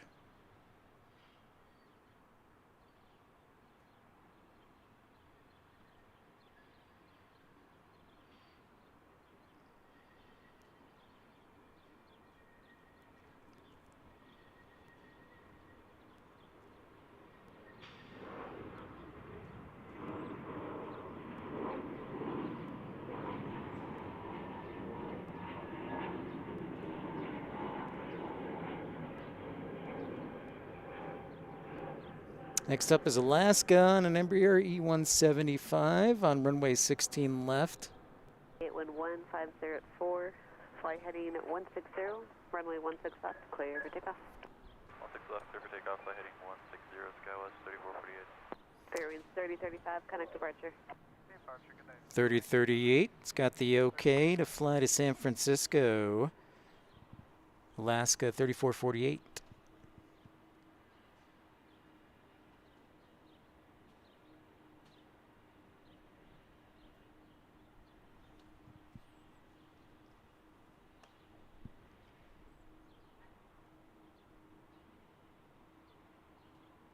Coming right into your living room.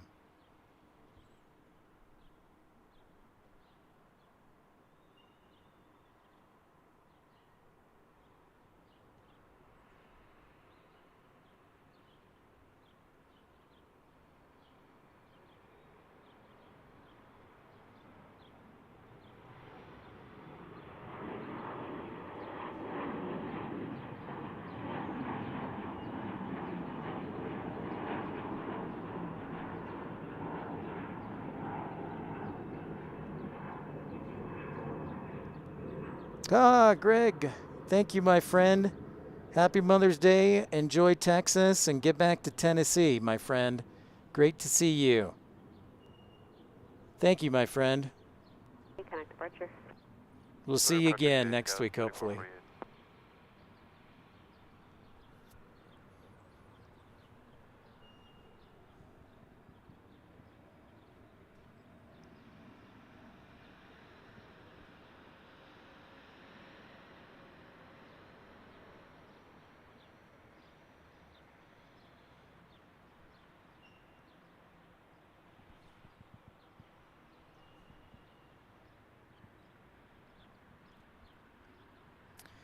All right, next up, we got a special visitor here to Salt Lake City. Glad that we could catch this one. It's a Velo 8523 from South Bend. What? Must be a charter flight or a baseball flight for the university. So be arriving on runway 17 there. I see it in the distance, so pretty cool. I know it's not the same as maybe a Dreamliner, but for us, it's pretty unique and pretty cool here in Salt Lake City.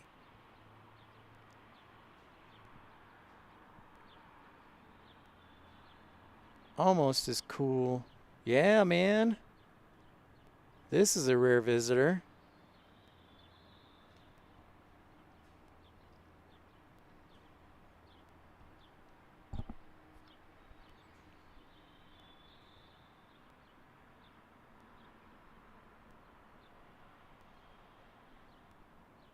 There she is, the old 737 from a Velo.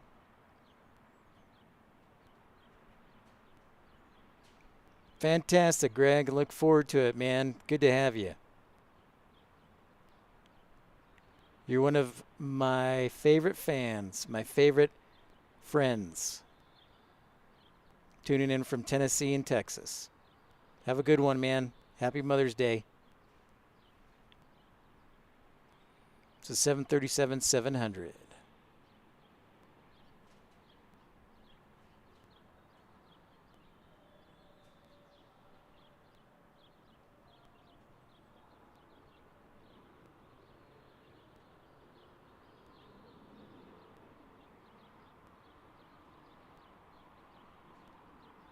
Yeah, you like that one? You don't see a whole lot of purple on liveries, so yeah, it's pretty unique, Infidel Fireman.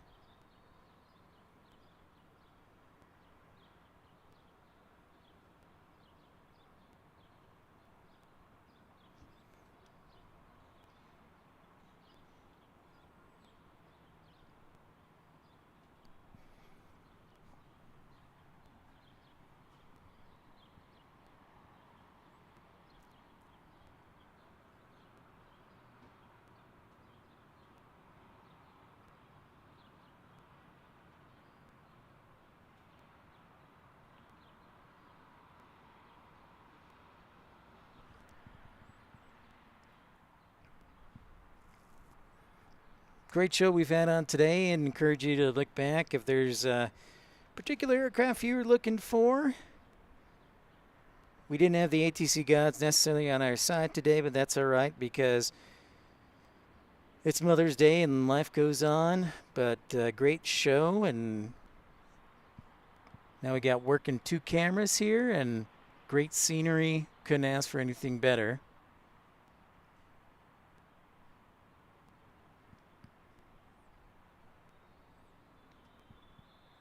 And our picture-in-picture. So I can preview what's coming up and still look at the good scenery.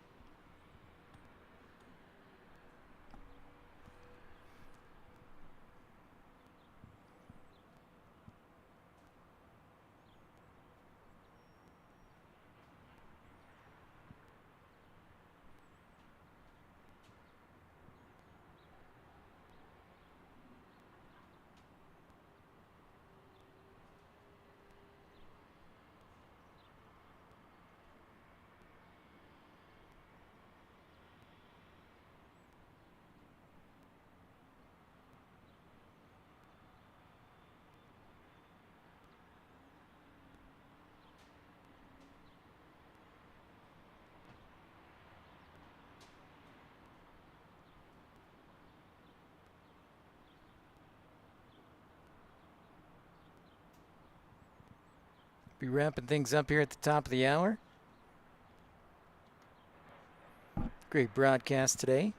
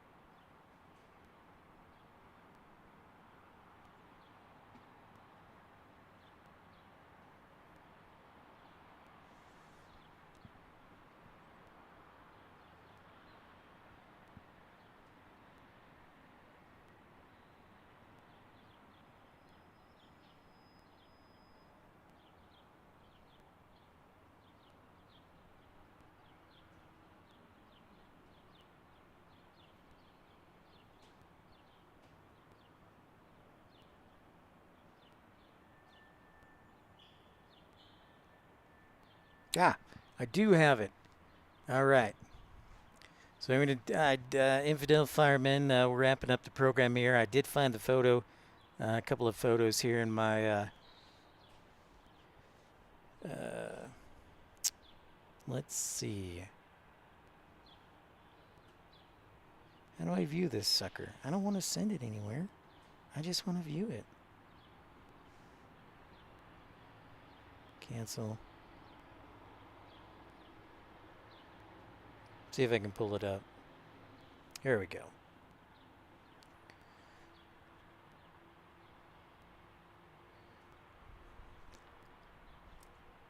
So yeah, let's take a look. So Infidel Fireman. So yeah, that was the 757 seat, and you can see Hoover Dam right there, and you can see me. I'm looking over the captain's left shoulder in the 757. So that was pretty cool. And then looking down from below on that, just see how big it is and the complexity of it. Yeah, so pretty awesome. So yeah, it is cool, very cool at times.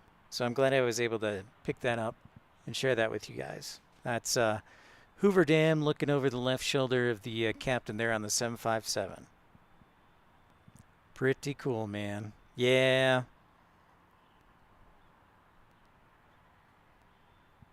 So anyways, that's how we roll.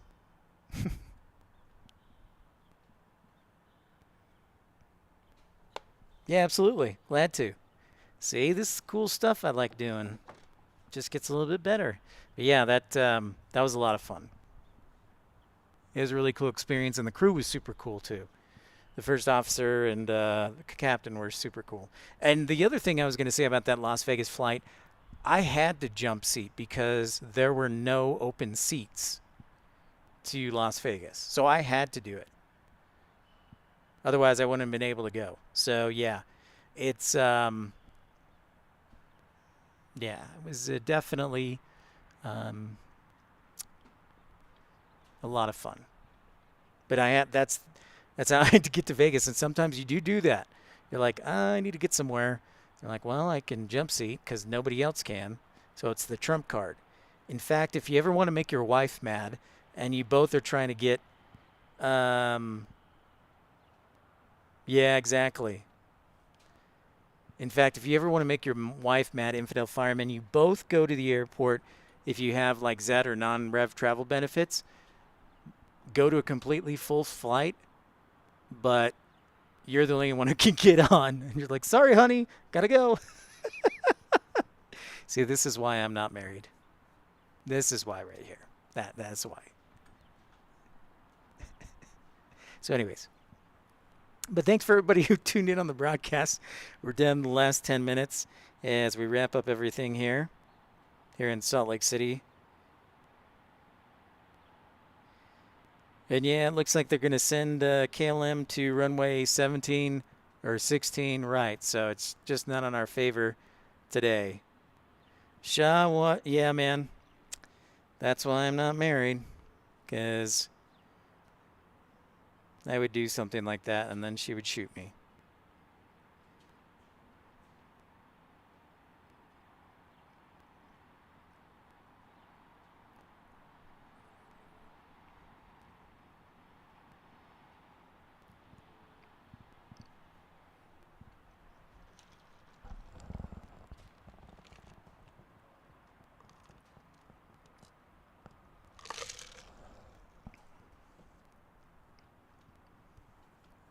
Happy Mother's Day to everyone. Thanks for everyone for tuning into the broadcast today.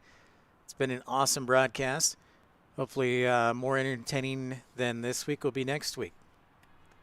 I may take Saturday off just to recoup and get some rest, but hopefully we'll be here Sunday. And it's another good weather day like it is today.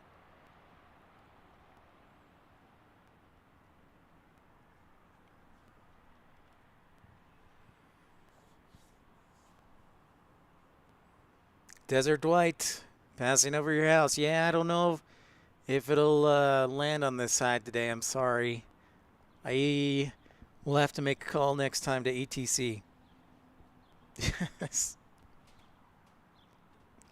I'm sorry.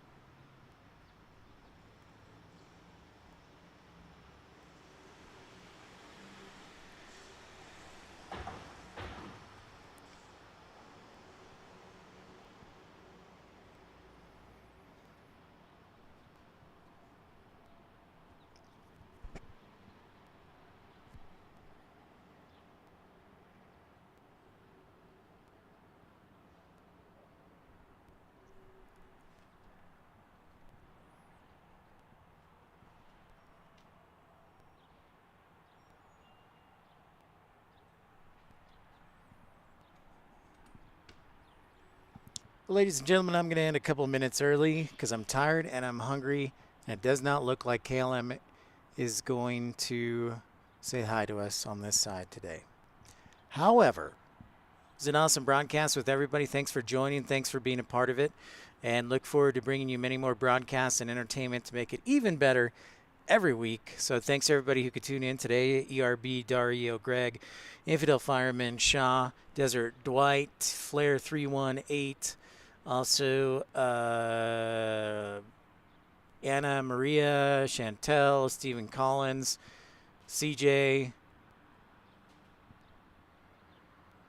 Bobag, and many more who were hiding in the background who didn't want to say hi. But it was awesome to have the broadcast today. Infidel Firemen, you have a great night. Everybody else have a great night. We'll see y'all next time. Absolutely. So for now, that is Pip's Plane Spotting Live, episode 44, coming to an end. Remember, we've got one goal and one goal only: to educate, entertain, and elevate. And so with that, we'll leave you with a beautiful picture of downtown Salt Lake City and the mountains behind it. So thanks for everybody for tuning in for a great broadcast, and we will talk to you next week. For now, happy Mother's Day, everybody, and have a great night.